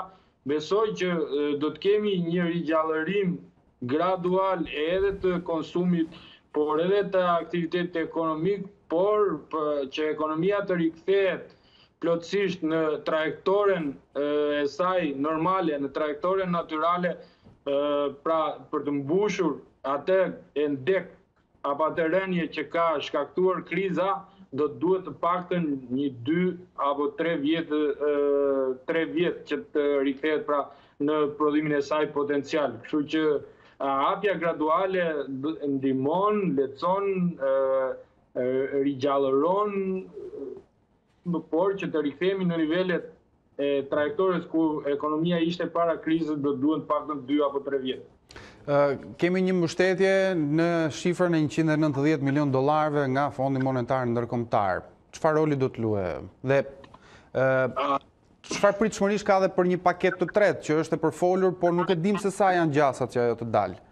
Atëre kredia e Fondit Monetar është një instrument emergjent financimi, është një instrument i cili u bë po themi disponibël për të gjitha ekonomitë, veçanërisht ekonomitë në zhvillim si Shqipëria, për të përballuar krizën e financave publike dhe nevojat emergjente të qeverive për të financuar shpenzimet e përditshme publike. Sepse ju e dini që bllokimi i ekonomisë ka sjellë 2 pasoja të mëdha për financat e shtetit. E para ka të kurrur në mënyrë dramatike të ardhurat që qeveria mbledh nga taksat, pasi kur bizneset nuk punojnë, nuk ka taksa që paguhen, kur konsumatorët nuk blejnë, nuk ka taksa që mblidhen e kështu me radhë. Dhe nga ana tjetër ka sjellë rritje të shpenzimeve jo vetëm për sistemin shëndetësor, parat që qeveria ka dhënë për spitalet për të përballuar emergjencën shëndetësore, por edhe rritjen e shpenzimeve sociale, pra ato 2 paketa që ne folëm më sipër, pagesën e pagës së luftës dhe bonusin për 40.000 lekësh. 40.000 lekë, pra buxheti ka marrë goditje nga të 2 krahët. Nga njëra anë janë ulur të ardhurat, nga ana tjetër janë rritur shpenzimet dhe kjo i ka vënë financat e shtetit përballë një krize e cila nuk është thjesht një krizë borxhi, por mbi të gjitha është një krizë likuiditeti. Pra, një qeveri mund të ketë vullnetin dhe mund të dojë të rrisë borxhin edhe 10% e GDP-s në një vit të vetëm, pra të financojë një deficit buxhetor për 10% të arrisë deficitin buxhetor në 10% GDP-s, por problemi është a do arrish dot të gjesh para, sepse del kërkon borxh dhe nuk t'i jep kush në këto situata. Prandaj ky instrument i FMN-s ishte pikërisht për të adresuar këtë nevojë emergjente të qeverisë për likuiditet, si dhe për të adresuar goditjen që ekonomia ka marrë në bilancin e pagesave për shkak të rrudhjes së flukseve valutore që hyn në vend. Ne i pam që gjatë ditëve të para të bllokimit të ekonomisë, kursi i këmbimit filloi të kishte një po themi lëvizje me intensitete të pashënuara ndonjëherë më parë, ku euro pësoi një rritje të çuditshme. Euro pësoi një rritje galopante, ndërsa leku nisi të zhvlerësoj përballë të gjitha monedave të tjera kryesore, kryesisht euros dhe dollarit, që janë dy monedat më të rëndësishme me të cilat shkëmbehet. Dhe pikërisht to para, kredia $190 milion nga Fondi Monetar Ndërkombëtar dhe kredia tjetër €175 milion në mos gaboj nga Bashkimi Evropian, ishte pikërisht për ta mbajtur qeverinë financiarisht likuide, po e them në këtë term për mos përdorur termin tjetër, për mos e lejuar qeverinë të falimentonte. Dy gjërat fundit përpara se të ndahemi, Klodi, transporti dhe turizmi, të dy si sektor u shpallën fillim si dy sektor që do dëmtoheshin shumë nga pandemia, pra në raport me të tjerët. Kemi një shifër në çmas do të pësoj goditje e turizmi, duke qenë se kemi 3 muajt e verës, sezonin ton tradicional pra të turizmit të Shqipëri? Atëherë, praktikisht turizmi është i bllokuar, edhe tani që flasim, por goditjet turizmi kishte nisur të bllokohej që përpara se sa qeveria të merrte vendim për të mbyllur bizneset. Pasi që më parë turistët kishin filluar të kufizonin lëvizjet. Në kohë pandemisht nuk ka turist që udhëton me qef nga një vend në tjetrin. Përtej kësaj duhet të dimë që kriza ekonomike që ka përfshirë globin dhe që ka përfshirë edhe vendet për nga vinë turistët në Shqipëri, ka rrudhur të ardhurat e familjeve dhe kur një familje përballet me rënien e të ardhurave, shpenzimet e para që ajo shkurton janë ato të argëtimit ku hyn edhe turizmi. Që edhe nëse do kemi një hapje të shpejt të aeroporteve, të kufive, unë nuk besoj se Shqipëria do të ketë turist të huaj këtë vit. Maksimumi, nëse do të kemi një lirim të lëvizjes brenda për brenda, mund të kemi turizmin patriotik. Si zgjidhje është artikuluar dhe komunikimi me linjat charter për të mundësuar ardhjen e të huajve? Por shiko, nuk besoj që linjat charter do të arrijnë të kompensojnë atë fluks të madh turistësh që vinte në Shqipëri në rrugët normale, kur aeroporti ishte funksional, kur linjat ajrore ishin të gjitha në funksionim plot, kur kufit Ditari ishin të hapur, kur kufit toksor ishin të hapur. Pra, sipas llogaritjeve që ka bërë Fondi Monetar në skenarin e tij ekonomik, për nga ka nxjerr edhe projeksionet ekonomike për Shqipërinë apo ndikimet që kriza do të ketë ekonomisë shqiptare, vlerësohet se 2/3 e turizmit, e flukseve të turizmit që Shqipëria ka patur gjatë viteve të fundit, si vjet nuk do t'i ketë më. Pra, do të ketë vetëm 30% të fluksit turistik apo të vlerës ekonomike, të aktivitetit ekonomik turistik që ka patur mesatarisht gjatë viteve të fundit. Dhe ju kuptoni që vetëm nga shpenzimet e udhëtimeve, pra shpenzimet e udhëtarëve të huaj që vinin në Shqipëri për turizëm apo për qëllime të tjera biznesi, por kryesisht pjesa dërmuese e tyre ishte turizëm, në vitin e kaluar kanë qenë rreth 1.8 miliard euro. Pra ka qenë burimi, në mos gaboj, burimi më i madh i valutës në ekonominë kombëtare. Sot ky burim valute për këtë vit mendohet se do të jetë të paktën 3 herë më pak, në rastin më të mirë mund të jetë 600 milion euro, ndërkohë që rikthimi i turizmit në nivelet që ka qenë para shpërtimit pandemisë virusit, besoj edhe kjo do të marrë një periudhë 3 apo 4 vjeçare në rastin më të mirë. Klodian Tomori, unë të falenderoj për këtë bisedë dhe shpjegimet që përcolla edhe për shikuesit tanë. Faleminderit juve për ftesën. Shkëputemi ndërkohë për një hapësirë të shkurtër, do të kthehemi pas pak me të tjera informacione. Europa përkujton 75 vjetorin e mundjes së nazizmit, pas të cilit u hodhën bazat e një familje të madhe europiane të cilën e shohim edhe sot. Por ajo që shohim sot është një strukturë politike dhe ekonomike në dukje e hutuar, pjesë të cilës duam të bëhemi edhe ne shqiptarët. Europa përkujton fitoren ndaj Gjermanisë naziste në kushte të pazakonta, ndërsa shumica e kontinentit mbetet nën izolim. 75 vjetori i fundit të luftës së dytë botërore në Europë, këtë vit u shënua pa zhurmë, me ceremoni të thjeshta e pa grumbullime njerëzish. 2 minuta heshtje u mbajtën në Britaninë e Madhe në homazh të viktimave të luftës. Presidenti francez Emmanuel Macron vendosi një kuror me lule dhe ndezi flakën në varrin e ushtarit të panjohur poshtë Arkut të Triumfit në një ceremoni ku morën pjesë vetëm pak zyrtar të lartë. Të pranishmit mes të cilëve ish presidentët Nicolas Sarkozy dhe François Hollande ruajtën me rigorozitet distancën sociale, ndërsa një kor ushtarak këndonte Marsejezën. Kancelarja Angela Merkel kryesoi ceremoninë në Memorialin Qendror të Luftës në Berlin, ku nderohen viktimat e luftës dhe regjimit nazist. E premtja ishte ditë pushimi në Berlin, por jo në pjesën tjetër të Gjermanisë. Sot ne gjermanëve na lejohet të themi, dita e çlirimit është ditë mirënjohjeje. Në 8 maj të 1945-s, Britania e Madhe dhe aleatët pranuan zyrtarisht dorëzimin pa kushte të Gjermanisë naziste, pas gati 6 vitesh luftë.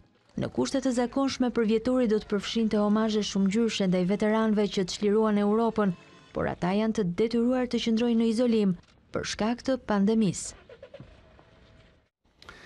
75 vite nga çlirimi i nazizmit pra në Europë. Për këtë çështje, për këtë temë do të flasim tani në një komunikim të drejtë për drejtë me zonjën Riona Canaj, eksperte për të drejtën evropiane. Mirëmbrëma, faleminderit që jeni me ne.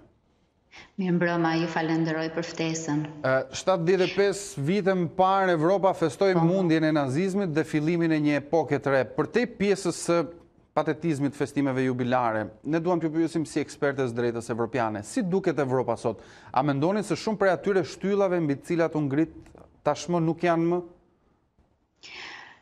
Unë do doja të theksoja faktin që 75 vjetë përkojnë në fakt me krijimin e Bashkimit Evropian, me këtë Europë që nuk sheh më luftë. Kështu që në këtë këndvështrim kjo do të jetë vërtet një fitore për të deklaruar dhe që Bashkimi Evropian e thot vazhdimisht. Ndërkohë është e vërtet që në gjithë këto vite ka patur sfida të shumta në Bashkimin Evropian, duke filluar që nga krijimi i vetë Bashkimit Evropian dhe trysnit që mund të kenë qenë ekzistuese ndërmjet shteteve anëtare. 6 shtetet e para themeluese vendosën që të punonin së bashku, të kapërcenin këtë lloj tensionesh që ekzistonin ndërmjet tyre, të kapërcenin luftën dhe të punonin së bashku për të ndërtuar një Europë. Një Europë ku do të mbizotëronte paqja, solidariteti, prosperiteti, të gjitha të ishin në funksion edhe të një ekonomie të përbashkët, pra një treg të përbashkët ku lëvizja e lirë e personave, lëvizja e lirë e mallrave, e shërbimeve dhe kapitaleve do të mbizotëronte. Kështu që në këtë drejtim gjykoj që vërtet sfidat gjatë këtyre viteve mund të kenë qenë të shumta në numër. Megjithatë, duke qenë edhe pedagoge të drejtës europiane, gjatë gjithë kohës në auditore kam përdorur shprehjen që Bashkimi Evropian edhe rëditët më të këqija të tij nuk ka vendosur të eci mbrapa, maksimumi qëndron në vend. Kështu që edhe me këto tone dhe me këto fjalë do doja të përshkruaja edhe këtë situatë në ditët e sotme, ku Bashkimi Evropian kërkon gjithmonë që të ecë përpara, të stabilizojë gjendjen me aq sa mundet dhe të tregoj që përsëri ai është i qëndrueshëm, ka vlera dhe vazhdon akoma që të jetë i fortë. Megjithatë, sot ai duket se është në një gjendje krize të dukshme prap. Britania është larguar prej bashkësisë, shumë vende janë skeptike për mbarvajtjen e punëve brenda Unionit, të tjera vende ndërkohë nuk duan të zgjerohen me ne në Ballkan. Edhe sa mund të duroj kështu kjo bashkësi shtetës që u krijua pas luftës, por që me sa duket është dobësuar, në opinionin tuaj? Një opinion i cili fillon vërtet me atë që ju sapo përmendët, me largimin e Mbretërisë së Bashkuar. Historia e gjithë që nga krijimi i Bashkimit Evropian dhe deri në ditët e sotme, sa i takon Mbretërisë së Bashkuar, ajo ka patur një pozicion të privilegjuar. Më lejoni të them këtë qoftë edhe nga pikpamja e politike, ashtu edhe nga pikpamja juridike, pasi le të themi që Mbretëria e Bashkuar në këtë pozicion të saj të privilegjuar ka kërkuar gjithmonë që të jetë e tillë së bashku dhe me 3 shtete të tjera në fakt, por që ajo ka qenë gjithmonë bizotëruese dhe ka dashur që të vërë edhe kushte dhe të jetë në një pozicion të tillë të privilegjuar. Që nga 31 janari 2020 në fakt Mbretëria e Bashkuar nuk është më pjesë e Bashkimit Evropian. Kjo krijoi skepticizëm që me Traktatin e Lisbonës kur u fut neni 50 i traktatit që lejon që në Bashkimin Evropian të dalin shtetet nga Bashkimi Evropian. Pra nuk kemi vetëm antarësim, por kemi edhe shtetet të cilat duan të dalin jashtë. Dhe shembulli më i mirë në këtë rast është Mbretëria e Bashkuar, e cila, më lejoni të theksoj dhe këtë pjesë, patjetër që do të rregulloj pjesën e marrëveshjeve tregtare, pra ekonominë e saj, do të ketë marrëdhënie edhe në të ardhmen me Bashkimin Evropian. Kështu që në këtë drejtim vërtet kemi një periudhë pak të vështirë në kuadër të harmonisë që ekziston brenda vetë Bashkimit Evropian, por nuk e shoh me tone negative, sepse në fund të fundit është një union, është një bashkim shtetesh, të cilët qëndrojnë aty me vullnetin e plot dhe me dëshirën e mirë për të qëndruar në këtë union. Nga ana tjetër, zonja Canaj, ajo që na intereson më shumë është qasja jon drejt këtij bashkimi, apo jo? A jemi ne gati pas kaq shumë vitesh të afrohemi me vlerat e Evropës si institucion? Pa dyshim që po. Të jemi sinqert, nuk e prisja që në këtë ditë pandemie botërore të jepej lajmi për çeljen e negociatave për Shqipërinë. Kështu që kjo më gëzoi pa mas. Pa dyshim që puna është akoma, ka shumë punë për të bërë, jemi ende në atë fazën që duhet të çelja negociatave kërkon punë nga të dyja palët, patjetër që Shqipëria duhet të ketë një strategji të saj në kuadër të negociatave, të gjitha fazat janë të rëndësishme, po faza e negociatave dhe ekipit negociues është shumë e rëndësishme. Nuk mendoj që çështja e parafrimit të legjislacionit dhe gjithçka që ka të bëjë me aki komuniter është një problem për Shqipërinë, për vendin ton, përkundrazi kemi treguar që sa i takon hartimit të legjislacionit dhe gjithçka që ka të bëjë me akin është në rrugë shumë të mirë dhe kemi realizuar me sukses. Janë disa çështje të tjera të cilat duhet të vijojnë në kuadër të negociatave. Tashmë edhe Bashkimi Evropian vetë mendoj që e ka gati një strategji sa i takon negociatave me Shqipërinë, po ashtu edhe Shqipëria në këtë këndvështrim duhet të pozicionojë vendin e saj dhe strategjinë e saj për të negociuar me Bashkimin Evropian për një antarësim sa më të shpejtë të vendit. Në shumicën e samiteve, në çdo samit që organizohet në lidhje me punët e Bashkimit Evropian, thuhet se Ballkani e ka vendin e Evropë. Edhe samiti i fundit i Zagrebit, që u zhvilluan kushte karantine me këtë mesazh, pra të njëjtën e njëjta gjë u tha, ne ju presim, ju kryeni detyrat dhe reformat. Në këtë pikë, ose në vendet e Ballkanit nuk kemi bërë asgjë, ose Evropa s'ka qenë dhe nuk është ende gati për të zgjeruar, cila mendoni se është më e mundshme nga këto të dyja? Fillimisht mendoj që është një proces që vazhdon, do të vazhdoj derisa kushtet të cilat janë vendosur duhet që të plotësohen nga ana jon. Pra, në gjithë këtë histori duhet ta shikojmë si një proces i cili nuk ka përfunduar ende. Është ende një punë e madhe për të bërë, qoftë në kuadër të qeverisë, pra të vendit ton, të administratës, të gjithë atyre strukturave, grupeve ndërkombëtare institucionale, pra të gjithë që janë përfshirë në këtë proces. Mendoj që ajo është lançuar dhe disa herë është theksuar fakti që vendet e Ballkanit Perëndimor do të jenë së shpejti në Bashkimin Evropian, kështu që unë e besoj fort këtë gjë që së shpejti duke plotësuar të gjitha ato kriteret, do të jemi edhe në pjesë e Europës. Le të supozojmë për një moment se Bashkimi Evropian do e ketë të vështirë, po e quajmë mbijetesën si një trup pas këtij 75 vjetorit të çlirimit nga nazizmi.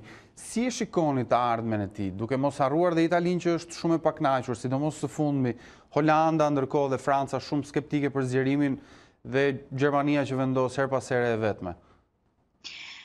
Është e vërtet që ka një lloj tensioni në këtë situatë të jashtëzakonshme, por gjendja është e vështirë kudo. Kështu që nuk e mendoj që është vetëm për Bashkimin Evropian kjo gjë. Padyshim që gjendja e fatkeqësisë natyrore për shkak të pandemisë së COVID-19 e ka vështirësuar shumë situatën dhe në situata të vështira, le të themi shtetet duket akoma më i fortë tensioni ndërmjet tyre, por nuk duhet të harrojmë që është një union shtetesh prej 27 vendesh të cilët kanë vite që punojnë së bashku për të bërë një Europë aty ku është sot, për të qëndruar gjithmonë së bashku, për të patur paqe dhe stabilitet, prosperitet, për të patur në fokus qytetarin, shtetasin evropian, por duke mos harruar. Dhe të gjithë ndihmën që ka dhënë Bashkimi Evropian, sidomos këtë periudhë, për vendet anëtare, por edhe për vendet të cilat nuk janë anëtare, pra për shtetet jo anëtare. Kështu që në këtë drejtim, edhe pse pak tension mund të duket në vetë Bashkimin Evropian, mendoj që shumë shpejt do të kalojë dhe situata do të qetësohet. Zonja Eriona Cana, unë ju falenderoj për këtë bisedë. Unë ju falenderoj juve për ftesën. Mesazhi shumë pritur i paqes pas 6 vitesh gjakderdhje erdhi nga kryeministri britanik i asaj kohe, Winston Churchill, por ndërsa Europa ishte çliruar, kapitullimi i errët i luftës së dytë botërore u mbyll zyrtarisht pas bombardimeve në Hiroshima dhe Nagasaki në gusht të vitit 1945. V-Day apo dita e fitores në Europë shënon fundin e luftimeve kundër Gjermanisë naziste në kontinentin e vjetër dhe momentin vendimtar për mbylljen e një prej kapitujve më të errët në historinë e njerëzimit, luftës së dytë botërore. Mesazhi shumë pritur i paqes erdhi nga atëherë kryeministri Winston Churchill, i cili njoftoi se lufta në Europë kishte mbërritur në fund pas dorëzimit të Gjermanisë naziste një ditë më herët. Luftimet do të marrin fund 1 minutë pas mesnatës. Të martën në 8 maj, ne mund t'i lejojmë vetes një periudhë të shkurtër gëzimi. Sot është dita e fitores në Europë dhe ashtu do të jetë edhe e nesërmja.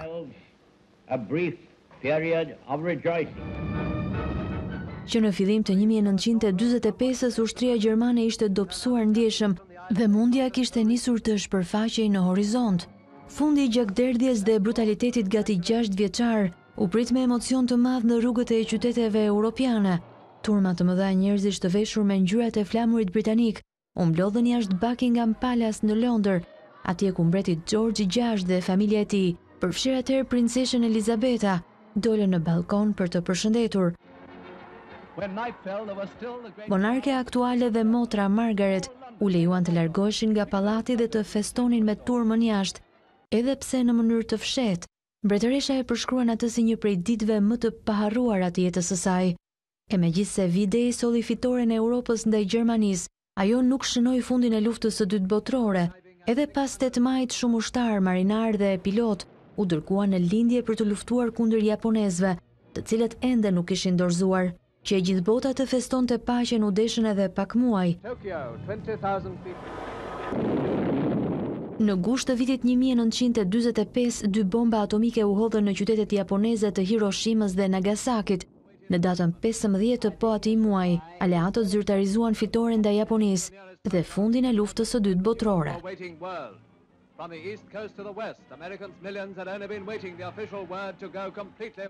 Për një këndvështrim paksa ndryshe në ditën e Evropës, ne kemi në linjë ish ambasadorin ton në Britani, zotin Mal Berisha, i cili ka një qasje më poetike për sa i përket kësaj dite, edhe pse kanë kaluar shumë kohë që nga viti 45 dhe pikërisht sot në këto momente të vështira për Evropën duket se ka më shumë nevojë për frymëzim se kur. Zoti Berisha, mirëmbrëma, faleminderit që jeni me ne. Mirëmbrëma, kënaqësia ime. Sot në ditën e përkujtimit fitores mbi nazizmin na bëri përshtypje kjo shprehje të cilën ju e citoni duke krahasuar Britaninë dhe Shqipërinë si 2 fitimtarë mbi nazizmin. Kur mos pafsh fitimtar luftrash që të vrasin më shumë se asmyt, ç'doni të thoni me këtë shprehje sot në ditën e Evropës?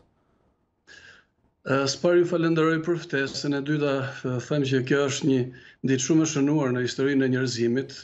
Për fat keq është një ditë që festohet në një mënyrë jo festive, ju i dhat kronika shumë bukur se si po festohen sot në Paris, nesër në Moskë, në Berlin e tjerë. Unë kam patur atë nderin dhe fatin që këtë ditë ta festoja në Westminster Abbey në kishën më të madhe anglikane në Londër në 70 vjetorin e kësaj dite, pranë dignitarëve më të mëdhej të Britanisë së Madhe përfshi edhe madhërinë e saj mbretëreshën Elizabeth. Dhe kur pash aradhët e veteranëve të vjetër, të cilët mosha natyrisht I kishte molisur, por në gjokset e tyre shndrisin dekorata lufta pafund, ndërime të jashtëzakonshme. Më kujtu edhe mua nga kronika televizive se si marshuan në sheshin e Tiranës shërimtarët në vitin 1944. Bëra një krahasim në fakt. Bëra krahasimin që në atë vend të lirisë ku njerëzit ditën e fitores mbi fashizmin shpërthyen dhe dolën rrugët Londrës, ata ndigjuan një fjalim të jashtëzakonshëm të Winston Churchillit, të cilin ju sapo e transmetuat, dhe një ndër fjalët më të vyera të atij momenti ishte ajo thirrje e madhe që Churchill I bëri popullit vet duke thënë ju e fituat luftën. Ndërkohë që turma ju përgjigj jo, jeni juaj që e fituat luftën. Pra, të dy palët, një lider jashtëzakonshëm që ishte një ndër tre korifejt e asaj kohe të luftës kundër nazizmit, e ndante fitoren me popullin e vet dhe populli përsëri ja kthente atij lavdin. Ndërkohë që ajo që kam thënë dhe që ju e cituat është që në qoftë se do të kishin një bilanc të veteranëve dhe të atyre të cilët marshuan në sheshin e Tiranës si fitimtarë të luftës së dytë botërore në Shqipëri, unë kam frikë se asnjëri prej tyre jo vetëm që nuk jeton, sepse natyrisht koha ka bërë vetën, por pothuajse të gjithë kanë përfunduar në plumë, kanë përfunduar në ekzekutime, në burgje, në internime dhe dallimi shumë I madh I asaj që fituan gjithë popujt që luftuan kundër fashizmit dhe dallimi midis nesh shqiptarëve dhe britanikëve është I jashtëzakonshëm, sepse ata nderohen edhe sot dhe familjet dhe fëmijët e tyre, ndërsa një pjesë e madhe e atyre që e bën luftën në Shqipëri në fakt përfunduan në plumë, në internim, në injorim të plot ose edhe në mizerje jetë. Kjo është ajo. Zoti Berisha, përjetimi juaj personal, por natyrisht edhe veshur me spaletat e diplomatit, po themi sot, pas 75 vitesh nga ajo ditë kur Evropa e mundi nazizmin. Si është, a ka Evropa ende një motiv aq të fortë sa dikur që të mbahet e bashkuar, apo mendoni se kanë rënë ato vlera që bën atë si dikur? Po mbase në atë kohë ajo që I bashkoi evropianët ishte e keqja e madhe që përjetoi Evropa me nazizmin gjerman dhe fashizmin italian. Kështu që ata kishin një, si më thënë, një motiv për të bashkuar që të mos përsëritej më. Sot ai rrezik nuk ekziston për shkak se shumica e vendeve evropiane janë anëtarë të NATO-s edhe Aleanca e Atlantikut sot garanton një siguri ose një mbrojtje. Një mbrojtje në fakt nga ndonjë sulm I cili mund të ishte ushtarak, nuklear, bërthamor ose diçka tjetër, por siç e shohim momentalisht nuk ka një mbrojtje ndaj një gjaje të cilën ne nuk e shohim dhe që na ka ndryer brenda të gjithëve. A ka motiv për më tej? Unë them që ka motiv. Natyrisht që arkitektura e institucioneve evropiane të gjitha formave, Këshilli I Evropës, Komisioni Evropian, Bashkimi Evropian dhe plot tjera institucione evropiane janë ato që janë bërë një ruajtës, një mbrojtës I sigurt I paqes në Evropë. Por unë shoh një lloj kështu rënje të interesit të shteteve për të qenë edhe më tej anëtarë të Bashkimit Evropian. Shohim që Brexiti tashmë është një fakt I kryer, rënja ekonomike e vendeve qoftë para pandemisë, por sidomos mbas pandemisë mund të shkaktojë edhe ajo një lloj kërkese për një liberalizim më të madh të mundësive për të bërë tregti të lirë pa, si më thënë, atë shtrëngimin që jep rregulli strikt I Bashkimit Evropian. Natyrisht që arkitektura evropiane mendoj që është ndërtuar mirë. Për mendimin tim sot zbatimi I kritereve të gjitha atyre vendime të mëdha që kanë marrë evropianët është vënë në një pikë pyetje e cila ndoshta mas kësaj pandemie duhet ripar. Më lejoni një ndërhyrje, solidariteti poetik po e quajmë, që erdhi më njëherë pas një lufte, ndoshta ishte edhe një nga shtyllat që ndërtoi Evropën, por nëse kjo Evropë sot do të qëndrojë në këmbë, si mendoni, cili mund të jetë frymëzimi i saj? Po, mbase, si thot populli, çdo e keqe mund ta ketë edhe një të mirë.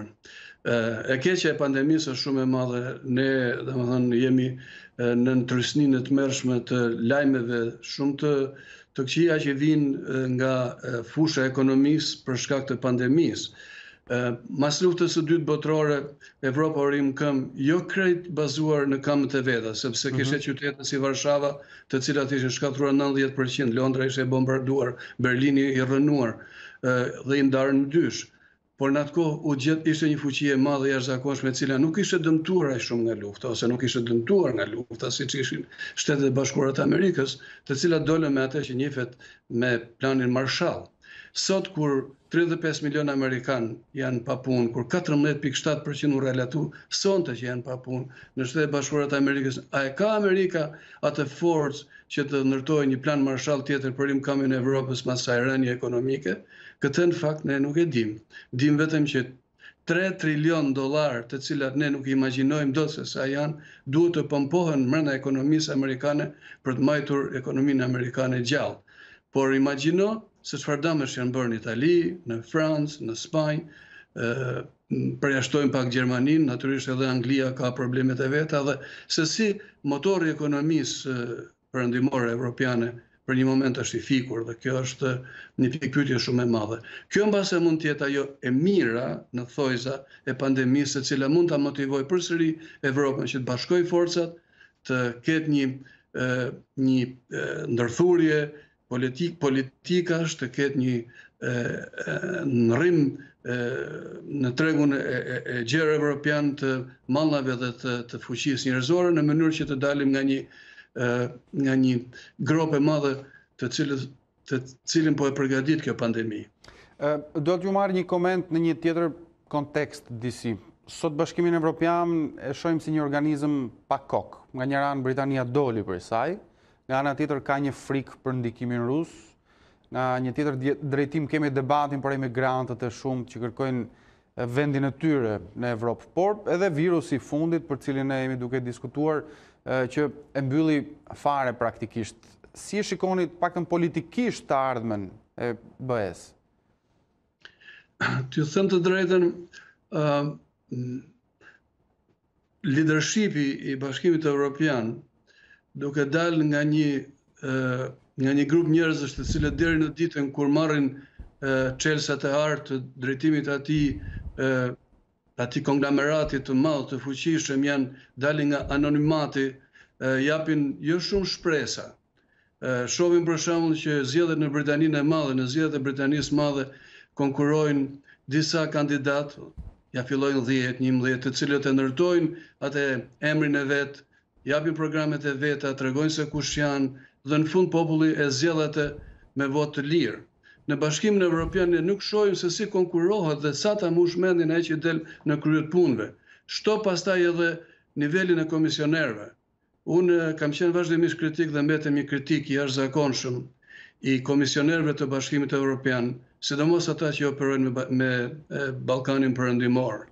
Kam vënë re që ata njerëz, një pjesë e tyre, nuk duhet ishin as diplomat të një shteti si Shqipëria, as titullar të një ambasade shqiptare, dhe jo më pasaj të vinë dhe të vendosin për vetë fatet e Shqipërisë. Njerëz të cilët vinë nga anonimati dhe ikin në anonimat. Njerëz të cilët vinë dhe i nënshtrohen një lloj joshje të luksit që i afrohet këtu, duke mos raportuar të vërtetën që ekziston në Shqipëri. Ne kemi u përmend para folësja ime përmendi entuziazmin për atë që është bërë në Zagreb dhe për mundësinë e hapjes negociatave. Por si mund të hapen negociatat dhe të hyet në Bashkimin Evropian një vend i cili nuk ka institucione të drejtësisë? Kur në historinë e njerëzimit ka patur demokraci pa drejtësi? Janë me mija dosje të cilat i presin njerëzit me frikë në zemër se çfarë do të bëjë gjykata me ta dhe kur ata do të shkojnë në një vendim përfundimtar. Sipas ju, zoti Berisha, pra vlerat të cilat përcjellim ne për momentin, pra nuk na japin atë antarësimin e kaq shumë pritur në Bashkimin Evropian. Për mua është një betejë i cili ka dy humbës. Humbsi i parë jemi ne, sepse jemi mësuar me përgdhelit e disa njerëzve inkompetent që vinë nga Bashkimi Evropian, dhe humbsi i dytë është Bashkimi Evropian që e lën Ballkanin Perëndimor në gjendjen që e ka katandisur. Ne nuk jemi në të gjendje që jemi sot, thjesht sepse ne shqiptarët jemi njerëz që nuk e duam demokracinë, nuk e duam drejtësinë.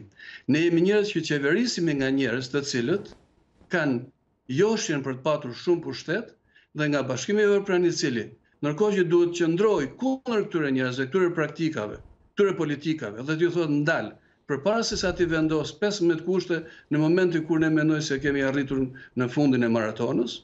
Kjo pra është një betejë e cila ka dy humës në dy krah, nuk ka dy fitimtar.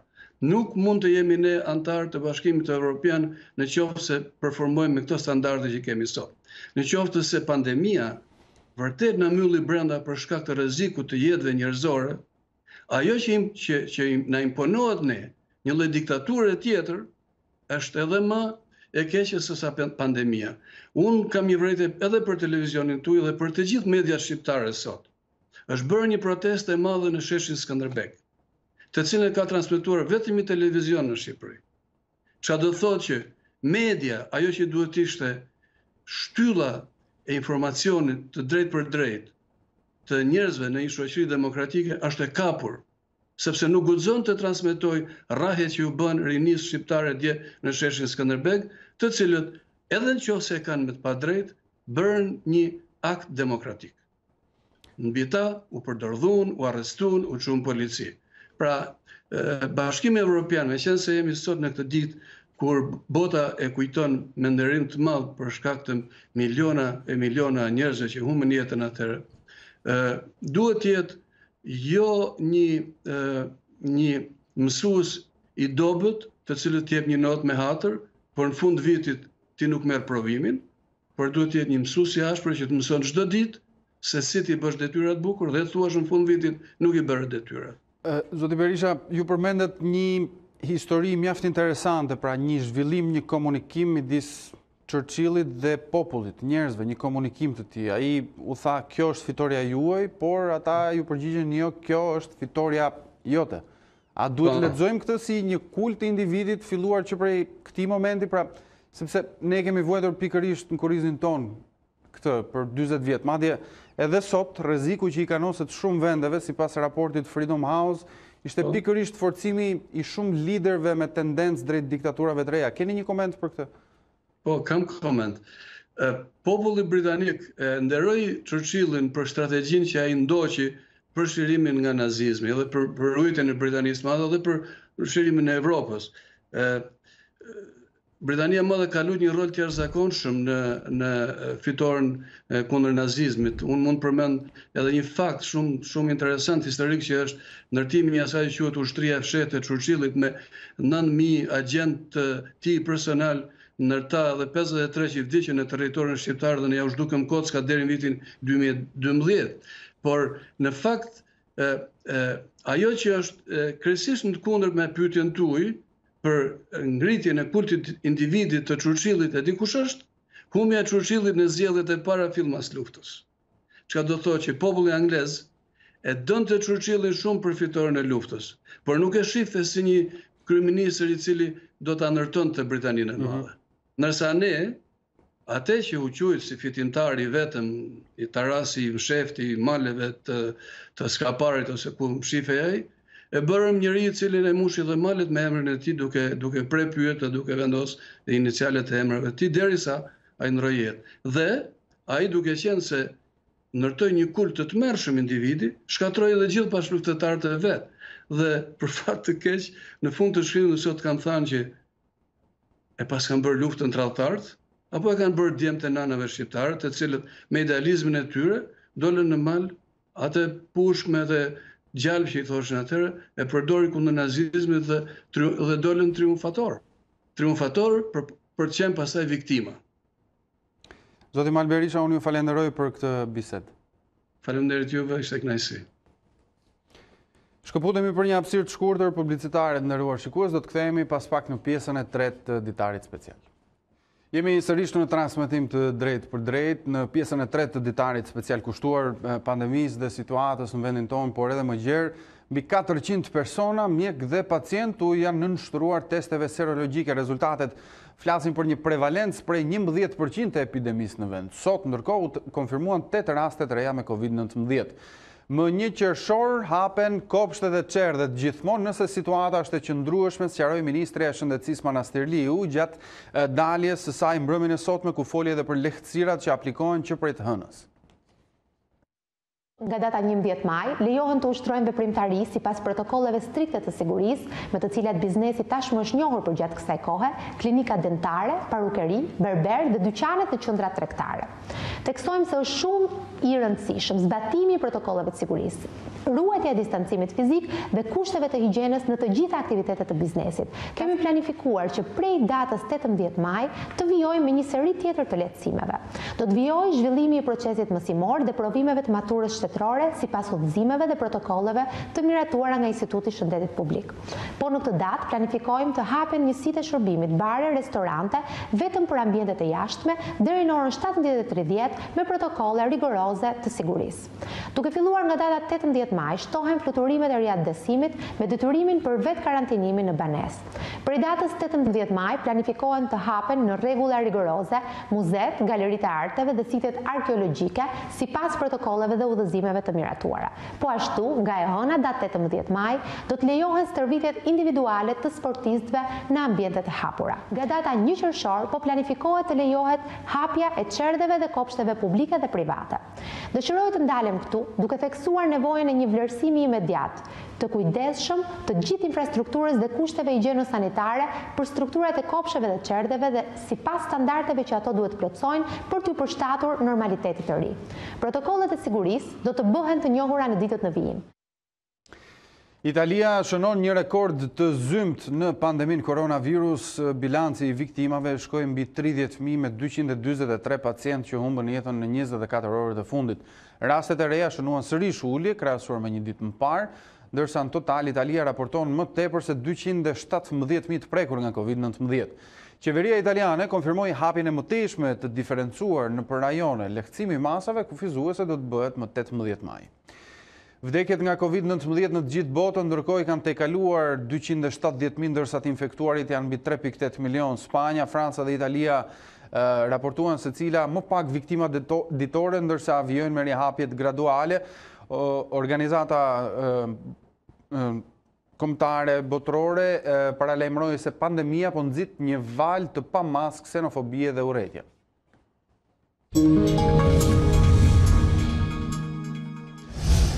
Mirë, ndalemi në rajon. Në Kosovë u shënua sot viktima e 28 nga koronavirusi, gjithsesi ajo ruan një ecuri pozitive sa i përket pandemisë. Vetëm një rast i ri u regjistruar në një total prej 861 persona është prekur. Në total janë shëruar mbi 561 persona atje. Maqedonia e Veriut zbut dhe mëtej masat kufizuese, duke nisur nga sot, koha e lejuar për daljen e qytetarëve nga banesa do të zgjatet. Gjithashtu baret dhe restorantet do të rihapen me 3 faza. Ky shtet numëron një bilans të hidhur me 90 viktima dhe mbi 1500 prekur. Edhe Serbia i lehtësoi mëtej masat kufizuese, duke lejuar të gjithë qytetarët në Beograd dhe Nish që të përdorin transportin publik. COVID-19 u ka marrë jetën 206 personave dhe në total ka prekur mbi 9800 qytetarë. Në rang global, pandemia e COVID-19 ka marrë më shumë se 270.000 jetë njerëzish, ndërsa të infektuarit janë mbi 3.8 milion. Shtetet më të prekurat e Europës, Italia, Spanja dhe Franca, raportuan sërish më pak viktima ditore. Trendi pozitiv ndërkohë inkurajon lehtësimin e mëtejshëm të kufizimeve. Mbi 3.8 milion të infektuar dhe gati 270.000 vdekje është bilanci i pandemisë në të gjithë botën. Shtetet e Bashkuara vazhdojnë të kryesojnë listën e vendeve më të prekura dhe sipas të dhënave të Universitetit John Hopkins, numërojnë më shumë se 1.2 milion raste me koronavirus dhe rreth 75.600 vdekje. Pavarësisht të viktimave dhe paralajmërimeve se fundi i pandemisë është ende larg, presidenti amerikan kërkon të rihap sa më shpejt ekonominë, ndërsa mbi 33 milion Amerikan thuhet të kenë humbur punën si pasojë e krizës. Australia njoftoi një plan me 3 faza për zbutjen e kufizimeve, që pritet të kurorzohet me heqjen e të gjitha masave në muajin korrik. Grumbullimet deri në 10 persona do t'jenë tani të lejueshme në shtetin që ka frenuar me sukses vrullin e pandemisë. Edhe europianët po fitojnë gradualisht disa prej lirive të humbura. Në Spanjë, ku shifrat vijojnë të ruajnë trendin pozitiv, me 213 viktima të raportuara në 24 orë. Qytetarët e Katalonjës u janë drejtuar sërish plazheve pas 55 ditësh izolim, e megjithatë lejon vetëm aktivitetet sportive dhe jo banjot e diellit. Edhe Franca është gati të çlirohet gradualisht nga zinxhirët e pandemisë duke filluar nga e hëna. Vendi është ndarë në dysh në zonë të kuqe e të gjelbërt, sipas përhapjes së pandemisë, dhe në këtë të dytën masa do të relaksohen më shpejt. Shkollat fillore dhe shumica e bizneseve do të rihapen në të dyja zonat, ndërsa kafenet, restorantet dhe shkollat e nivelit më të lartë do të çelin dyert nga qershori në zonën e gjelbërt. Parisi është pjesë e zonës së kuqe dhe lehtësimet atje do të bëhen më me kujdes. Franca raportoi rreth 170 viktima në orët e fundit, 100 më pak se një ditë më herët.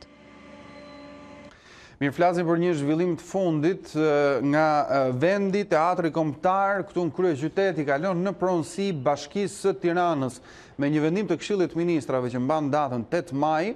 Me propozimit të Ministrisë së Kulturës, teatri dhe trualli i tij prej 5522 metra shkatror i kalojnë në pronësi bashkisë.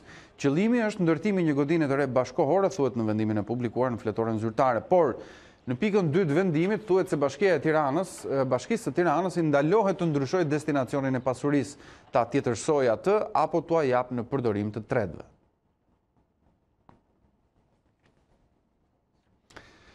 Rikthehemi tani tek zhvillimet ndërkombëtare, do të mbetemi në Europë. Në Suedi numërohen mbi 25.000 të infektuar dhe mbi 3.100 jetë të humbura nga pandemia. Por ajo për të cilën Suedia është përfolur më shumë në këtë situatë është qasja dhe strategjia me të cilën po përballet me koronavirusin.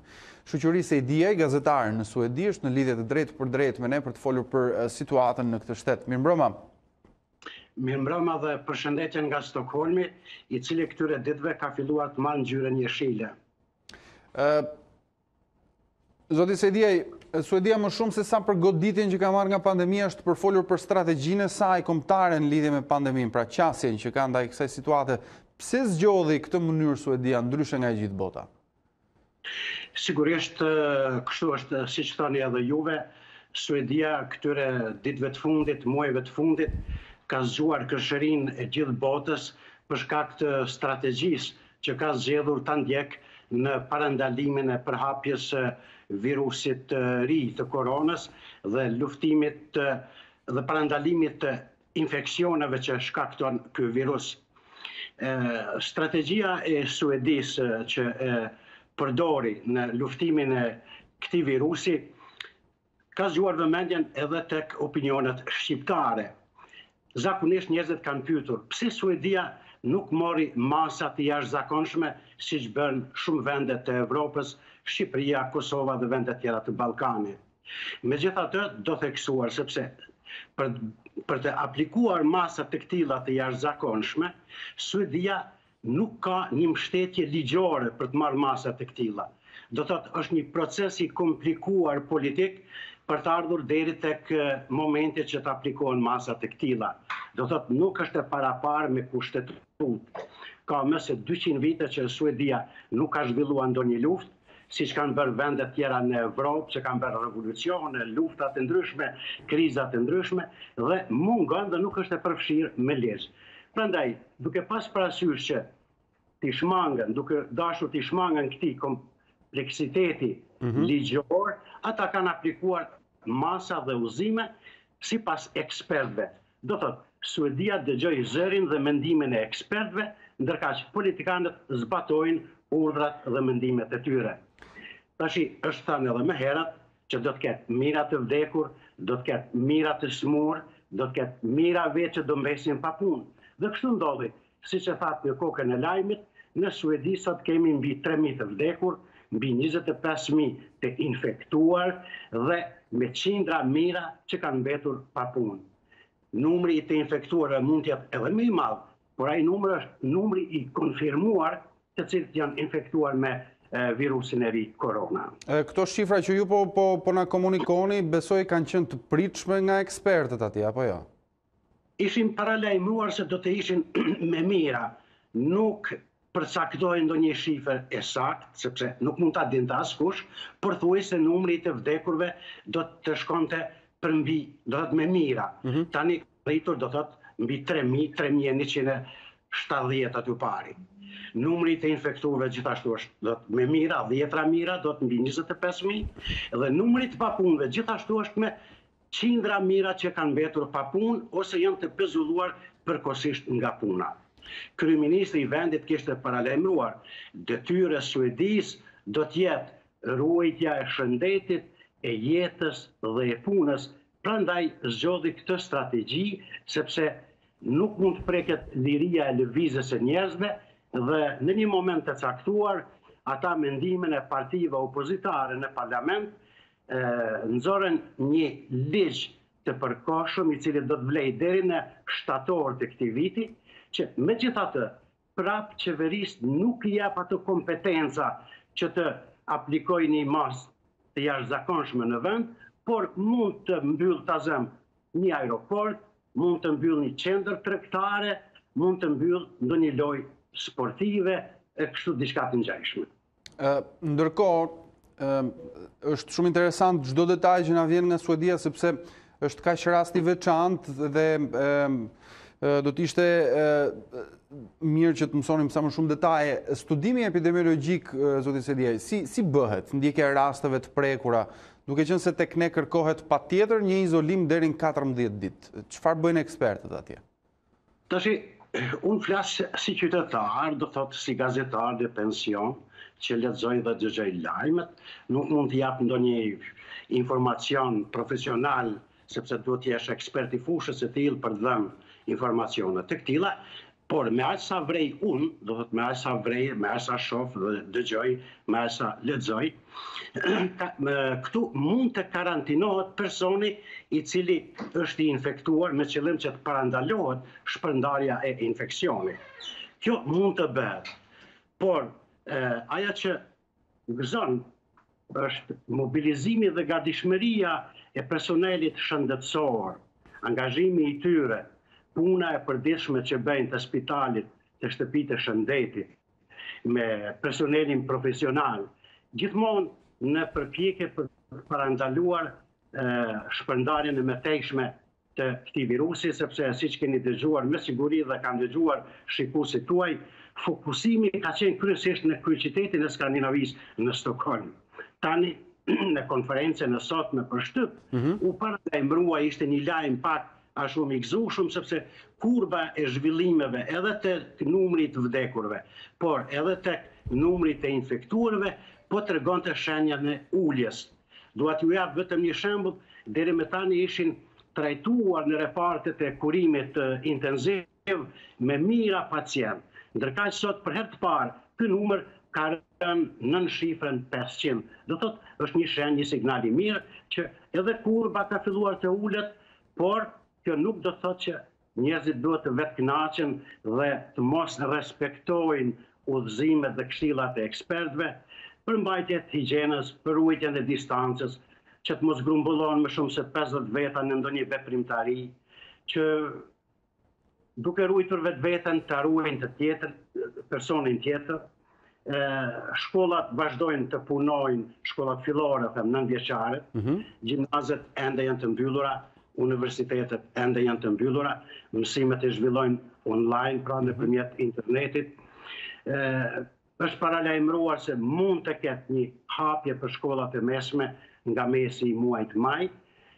Asgjë nuk është e sigurt, por mbase mund të pritet edhe hapja atyre ose e pjesshme, sidomos për shkak se një pjesë e tyre tani duhet të marrin diplomat e shkollave të maturës dhe një pjesë prej tyre duhet patjetër mbledhen ata poenat që të kenë mundësi mandej të vazhdojnë dhe të regjistrohen në shkollat e larta ose në universitete. Duke parë qasjen që Suedia, autoritetet shëndetësore dhe të shëndetit publik kanë ndaj kësaj situate, besoj nuk ka një pritshmëri shumë të lartë ose një padurim për daljen e vaksinës. Çfarë mund të themi për këtë? Sa i përket punës e vaksinës, edhe këtu është shkruar dhe është folur shumë, ekspertë ndryshëm, epidemiologë e të tjerë, në intervistat në televizion, në radio, në shtyp. Zakonisht konkludojnë atë që një vaksinë e tillë do të mund të vinte pas një viti. Suedia, siç mund ta dini, është e përfshirë në diskutimet në nivel evropian, ku po bëhet përgatitja për gjetjen e një vaksine të mundshme, e cila gjithashtu thuhet se do të jetë e gatshme pas një viti. Megjithatë, këtu vazhdimisht potencohet se gjetja e një ilaçi do të ishte shumë e dobishme dhe më e efektshme se sa aplikimi i një vaksine kundër virusit të ri koron. Tash për tash kështu thuhet, mund të jetë edhe më ndryshe, sigurisht ekspertët për këtë do ta japin fjalën e tyre dhe do të gjejnë edhe metodat edhe mjetet për ta luftuar më shpejt dhe në mënyrë më të efektshme. E qartë. Zoti Shoqëri Sejdia, unë ju falenderoj për këtë bisedë dhe informacionet që na përcollet nga një shtet i cili ka marrë një vëmendje të veçantë gjatë kësaj periudhe. Faleminderit juve, suksese.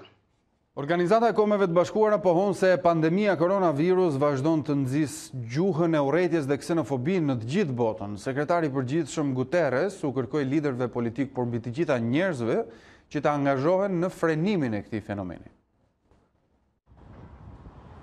Sekretari i përgjithshëm i Kombeve të Bashkuara Antonio Guterres tha se pandemia koronavirus vazhdon të shkaktojë një tsunami urrëtieje dhe ksenofobie, sharjesh dhe frikësimi. Shefi i organizatës thot se ndjenjat kundër të huajve janë shtuar në internet dhe në rrugë, ndërsa janë shpërndar me shpejtësi teoritë konspirative antisemitike dhe kanë ndodhur sulme kundër muslimanëve lidhur me COVID-19. Guterres shton se emigrantët dhe refugjatët janë shigjetuar si burimi i virusit dhe për pasojë u është mohuar qasja në trajtimet mjekësore. Me të moshuarit mes personave më të cënuar janë shfaqur fotomontazhe përçmuese, duke sugjeruar se ata janë gjithashtu të parëndësishëm dhe gazetarët, dëshmitarët, profesionistët e shëndetësisë, punojësit humanitar dhe mbrojtësit e të drejtave të njerëzit po shënjestrojnë vetëm sepse bëjnë punën e tyre.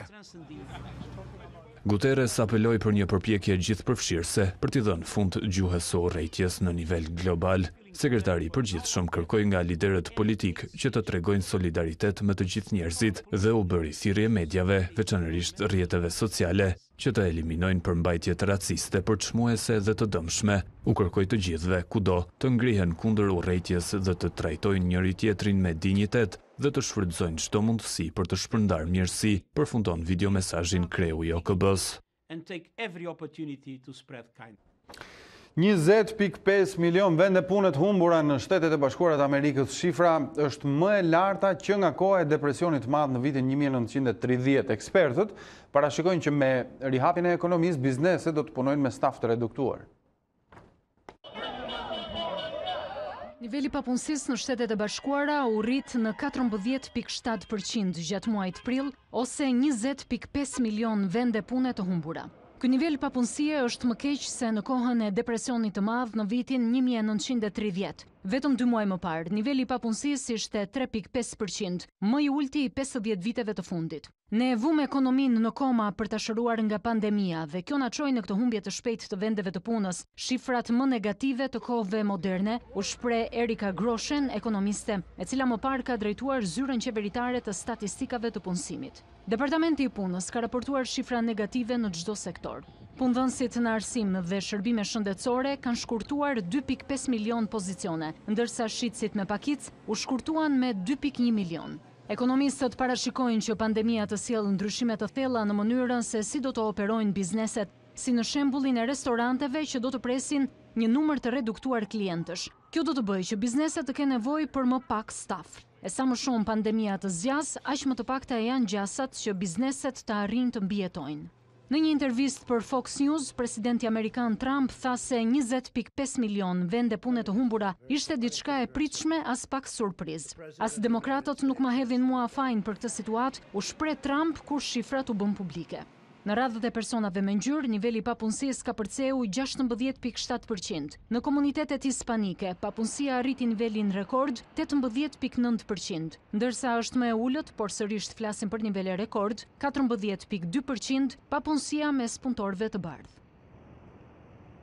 Më shumë se 190.000 persona në të gjithë Afrikën mund të vdesin në vitin e parë të pandemisë koronavirus nëse masat frenuese dështojnë. Alarmi është lëshuar nga Organizata Botërore e Shëndetësisë. Studimi i ri parashikon gjithashtu një zgjatje të krizës për disa vite. Me shumë gjas, përhapja do të zbutet në pikat më të nxehta, thot Selia e OBSH-s në Afrikë, teksa vendet bëhen gati që të rihapin ekonominë. Sipas parashikimit, në këtë kontinent mund të preken deri në 44 milion persona vetëm në vitin e parë të pandemisë COVID-19. Megjithatë, Afrika posedon një popullat në moshë relativisht të re, që është më e prirur të mbjetojë infeksionit. Aktualisht, ky kontinent numëron mbi 2.000 viktima, shifër mjaft e ulët në krahasim me Europën apo Amerikën.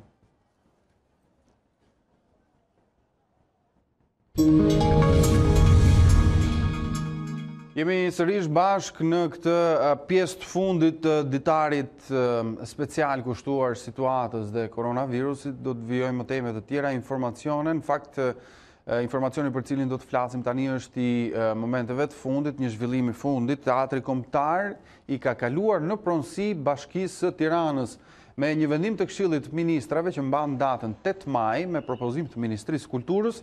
Teatri dhe trualli i tij prej 5522 metra shkatror i kalojnë në pronësi bashkisë.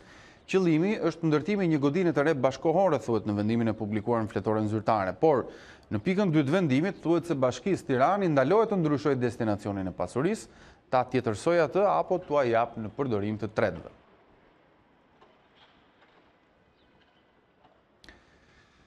Me njerë pas këtij vendimi, ka reaguar dhe kreu i Partisë Demokratike Lulzim Basha përmes një statusi në Twitter. Ai shkruan: ndërkohë që shqiptarët presin zgjidhje për krizën që ka pllakosur, Rama gjen kohë vetëm për të grabitur kalimin e Teatrit Kombëtar në pronësi të kryebetonierit mafias, është akt luftë ndaj artit dhe qytetarisë dhe provokim ndaj Bashkimit Evropian dhe përfaqësuesve të saj në vigjilje të Ditës së Evropës.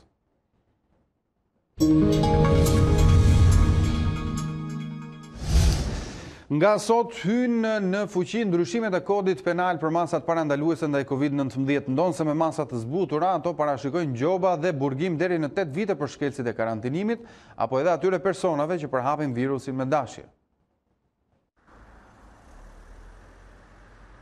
Pas botimit në Fletoren Zyrtare, ndryshimet ligjore në kodin penal që parashikojnë dënim me burg për personat që nuk respektojnë karantinimin në kohë pandemie, hynë në fuqi. Ajo që bie në sy është se të gjitha masat administrative apo gjobat do të mund të aplikohen nga policia apo postbllokjet e kontrollit në terren. Dynenet të cilat parashikojnë burgim janë ato të karantinimit apo dhe përhapjes me dashje të COVID-19. Sipas ndryshimeve, çdo person që nuk zbaton urdhrat për karantinimin apo shkel rregullat dënohet me burgim nga 2 deri në 3 vite, ndërsa përhapja me dashje e COVID-19 dënohet nga 2 deri në 5 vite. Dënimi është më i rënd deri në 8 vite, kur përhapja me dashje e virusit shkakton pasoja të rënda për shëndetin ose është i rrezikshëm për jetën e njerëzve.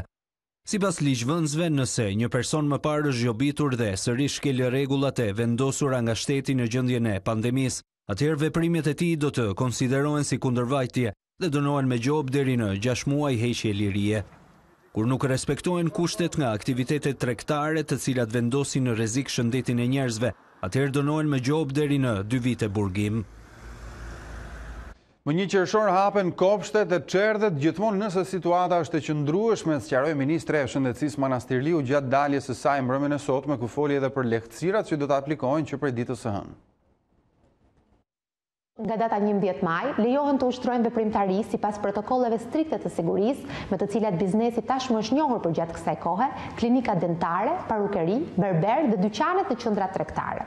Tekstojmë se është shumë i rëndësishëm zbatimi i protokolleve të sigurisë, ruajtja e distancimit fizik dhe kushteve të higjienës në të gjitha aktivitetet të biznesit. Kemi planifikuar që prej datës 18 maj të vijojmë me një seri tjetër të lehtësimeve.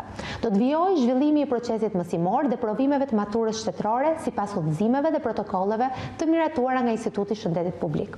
Po në këtë datë planifikojmë të hapen njësitë e shërbimit, bare, restorante vetëm për ambientet e jashtme deri në orën 17:30 me protokolle rigoroze rigoroze të sigurisë. Duke filluar nga data 18 maj, shtohen fluturimet e riadesimit me detyrimin për vetë karantinimin në banesë.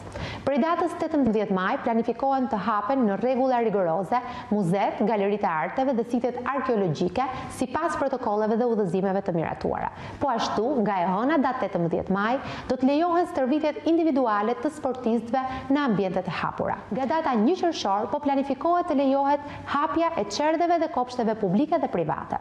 Dëshiroj të ndalem këtu, duke theksuar nevojën e një vlerësimi imediat, të kujdesshëm të gjithë infrastrukturës dhe kushteve higjieno-sanitare për strukturat e kopsheve dhe qerdheve dhe sipas standardeve që ato duhet plotësojnë për t'u përshtatur normalitetit të ri.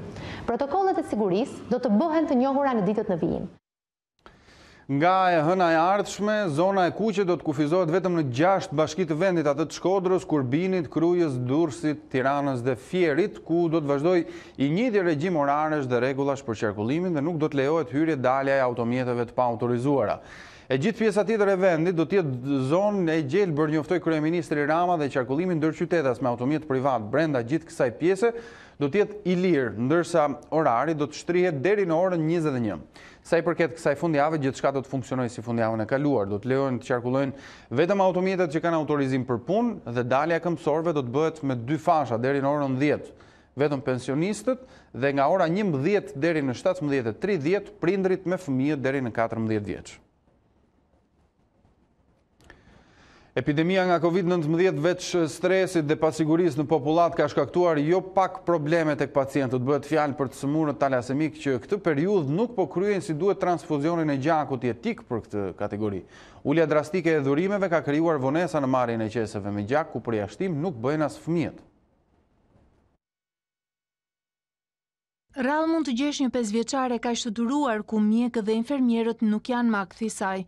Nuk e shqetëson vigoni në dorë dhe as të shoh tek merr gjak. Ky proces është pjesë e jetës së saj që kur u diagnostikua pas lindjes me talasemi. E braktisur nga babai për shkak të sëmundjes, ajo vjen çdo 20 ditë nga klosi bashkë me nënën për një qese gjak. Ka orë që pret për të marrë sasinë e dur, jetike për shëndetin, por gjaku ende nuk ka mbërritur. Nëna e saj jashtë kamerës tregon se në këtë periudhë epidemie kanë ardhur çdo javë në Tiranë pasi nuk ka patur gjak. Mjekët thonë se banka është në krizë dhe në spitale ka vështirësi për transfuzionet. Ne po vuajmë, sidomos tek të riturit të cilët kërkojnë një volum më të madh gjak për të arritur parametrat normal, në mënyrë që të kenë një jetë cilësore, sigurisht nuk po marrin sasinë e dur, i detyrohen që të vinë më shpesh. Duhet vinin çdo 14 ditë, ne përpiqemi që dhe çdo javë t'i sjellim, por dhe vështirësia nga vende të tjera ku ata banojnë larg Tiranës është prezente. Për fat të mirë, deri tani nga personat me talasemi nuk ka të prekur me koronavirus. Për Ermelën, që çdo 20 ditë nevojiten 2 qese gjak, kjo është periudha më e vështirë. Për të mbajtur në kontroll hemoglobinën, janë detyruar familjarët e saj të dhurojnë më shpesh nga sa lejohet. Dhurimet kanë qenë shumë të pakta dhe banka e gjakut ka qenë pothuajse bosh dhe ne jemi detyruar të shkojmë pothuajse javë për javë për të bërë një transfuzion gjaku në një njësi gjak, ndërkohë që ne si talasemik duhet marrim 2 njësi gjak. Njerëzit normal, momenti që e kanë hemoglobinën 10, e kanë alarm për veten dhe fillojnë të marrin trajtime, ilaçe dhe të gjitha nga këto. Po një me talasemi që e ka hemoglobinën 7, 5, 6, po i bie gjatë gjithë kohës për shkak të mos transfuzionit gjakut. Në ditën botërore të talasemisë dhe në këtë periudhë pandemie, mjekët bëjnë apel për rritjen e dhurimeve të gjakut. Ju lutem, bëuni prezent në jetën e këtyre individëve me talasemi. Duke dhuruar një herë, do ishte shumë mirë 2 herë në vit, në mënyrë periodike, 400 ml nga gjaku i tyre. Pas orësh të tëra pritje, 5 vjeçares nga Klosi ju sigurua një qese gjak, ndërsa për javët më vonë, kjo do të varet nga dhurimet.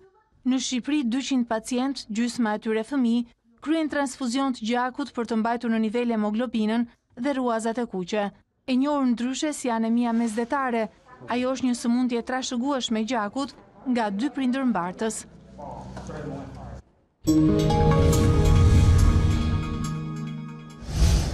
Në datën 18 maj, baret dhe restorantet do të rinisin punën, por vetëm duke zbatuar protokollin e masave higjieno-sanitare të përcaktuar nga Ministria e Shëndetësisë. Këto subjekte do të lejohen të punojnë nga ora 5 e mëngjesit deri në orën 17:30.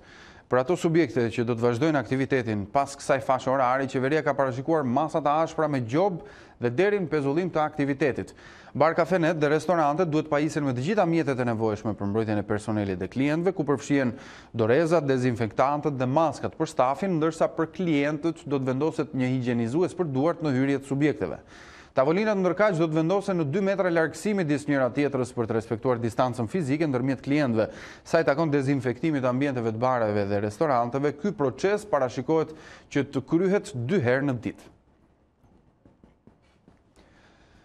Situata me koronavirusin ka vendosur në vështirësi të mëdha financiare baret dhe restorantet që rezultojnë të mbyllura që në muajin mars. Për këtë arsye, shoqata e bar-restoranteve i ka dërguar qeverisë një listë me kërkesa ku përfshihen një pjesë e mbulimit të kostove dhe lehtësive financiare. Nga data 18 maj, lokalet dhe restorantet do të mund të rinisin punën për të shërbyer klientëve vetëm në ambiente të hapura. Prej ditësh tashmë subjektet kanë nisur të marrin masat e nevojshme nga protokolli shëndetësor për të respektuar distancën e sigurisë dhe mjetet e tjera të nevojshme, pavarësisht kostove të mëdha për hapjen e një biznesi. Masat janë absolutisht të mira për të ndjekur, duhet të jenë të detyrueshme për gjitha bizneset, dhe patjetër neve jemi në dakordsi për t'i marrë këto masa. Patjetër që kostot mund të jenë më të larta në fillim, por shëndeti është i pari për punonjësit dhe për klientët. Pas ndërprerjes së aktivitetit prej 2 muajsh, gjendja e sektorit shfaqet e rënduar për shkak të pagesave si qerat, faturat e energjisë dhe ujit apo për shpenzime të tjera. Për këto arsye, shoqata e bareve, restoranteve dhe klubeve të natës i kërkon autoriteteve një paketë ndihme. Situata vijon të jetë vështirë për sektorin ton. Ka shumë zëra të detyrueshme në bilancet tona që na rëndojnë dhe patjetër për këtë gjë duhet që shteti të krijojë një paketë financiare mbështetëse për rimëkëmbjen e industrisë tonë. Fillimisht do kërkonim që TVSH-ja të ulej në shifrën 6%, sikurse është për sektorin e hotelerisë dhe agroturizmit, në mënyrë që të kishim një barë fiskale më të ulët. Në listën e kërkesave propozohet përgjithësimi i taksave dhe tarifave vendore, si dhe mbështetja me grante për pagesat e qiras deri në normalizimin e gjendjes, ndërkohë që kufizimi i orareve të lëvizjes shihet si një pengesë edhe pas rihapjes së aktivitetit. Nga ana tjetër, një pjesë e bizneseve që kanë funksionuar me shërbim të transportit ushqimor nuk kanë mundur të përfitojnë nga 2 paketet e para të qeverisë, duke lënë pa pagën e luftës me qindra punonjës si kamarierët dhe banakierët. Por, sa është kontributi i sektorit të bareve dhe restoranteve në ekonominë shqiptare? Sipas të dhënave nga shoqata e bar-restoranteve, në fund të vitit 2019 rezultonin të regjistruar 14.000 aktivitete të tilla në total, nga të cilat 7.000 ndodhen vetëm në Tiranë.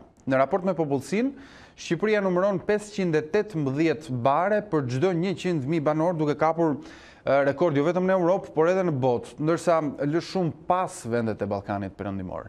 Të punësuar direkt në këto biznese janë rreth 80.000 persona, ndërsa të punësuarit indirekt variojnë nga 30.000 deri në 60.000 vetë. Kjo industri jep një kontribut prej 18% në prodhimin e përgjithshëm kombëtar. Ministri i Brendshëm Sandër Lesha i tha se vendi ynë ka një polici të plakur në raport me popullsinë, ndërsa projekt ligji i trajtimit financiar hap një dritare për të gjithë ata efektiv që kanë mbushur 55 vjeç dhe kanë 30 vite shërbim. Ministri i Brendshëm Sandër Lesha i tha në Komisionin e Sigurisë se policia shqiptare është e plakur në raport me popullsinë. Duke diskutuar mbi projekt ligjin për trajtimin financiar të efektivëve, Lesha i tha se të gjithë ata që mbushin moshën 55 vjeç dhe kanë 30 vite shërbim mund të bëjnë kërkesë për tu larguar nga radhët e uniformave, duke përfituar 50% të pagës neto. Në këtë mënyrë, sipas tij, i jepet një shërbim dinjitoz uniformave nga njëra anë, ndërsa u mundson të rinjve të bëhen pjesë e policisë. Jemi polici e plakur, ndërkohë që përballojmë detyrat mes një popullsie shumë më të re e krahasuar me. Pra po të shohësh, kemi një kontradikt tjetër, që popullsia shqiptare është shumë e re. Policia është shumë e vjetër. Ndërkohë që popullsitë e vendeve tjera që përmenda janë të vjetra, por policinë e kanë të re. Dhe ne duhet të shkojmë se s'bën drejt qëllimit që të kemi një polici të re dinamike, që mund të bëjë detyrën. Dhe për ta plotësuar të ka 2 rrugë, ose ti trajtojmë ka njerëz, do japim një trajtim, ose ti nxjerrim pa trajtim, duke zbatuar ato kompetenca që sot i kemi për të nxjerrë. Ministri tha se një pjesë e mirë e efektive nëse i nënshtrohen testeve fizike, nuk i përmbushin ato, por nëpërmjet këtij projektligji u jep mundësi atyre të mbeten në radhët e policisë. Për arsye se janë jashtë parametrave të cilët kërkohen për vendin për kafshë të punës. Sot. Po pse nuk i nxjerrim? Sepse nuk duam të hedhim në rrugë. Dhe përse bëjmë të liq? Se duhet krijojmë një garanci që kur t'i heqim, mos t'i çojmë në rrugë të bëjmë pjesë të bandave, por t'i çojmë të vazhdojnë të jenë pjesë e policisë shtetit edhe pas të dalin prej saj, që t'i shërbejnë rendin sigurisë publike, qetësisë etj. Prandaj është parashikuar ajo detyrimi që ata të punojnë. Dhe është parashikuar pastaj që nëse s'punojnë e humbin atë përfitim. Sipas Ministrisë së Brendshme, aktualisht mosha mesatare e punonjësve të policisë është rreth 46 vjeç. Me miratimin e projektligjit për një periudhë prej 3 vitesh, mosha mesatare e punonjësve të policisë do të ulet në 44 vjeç.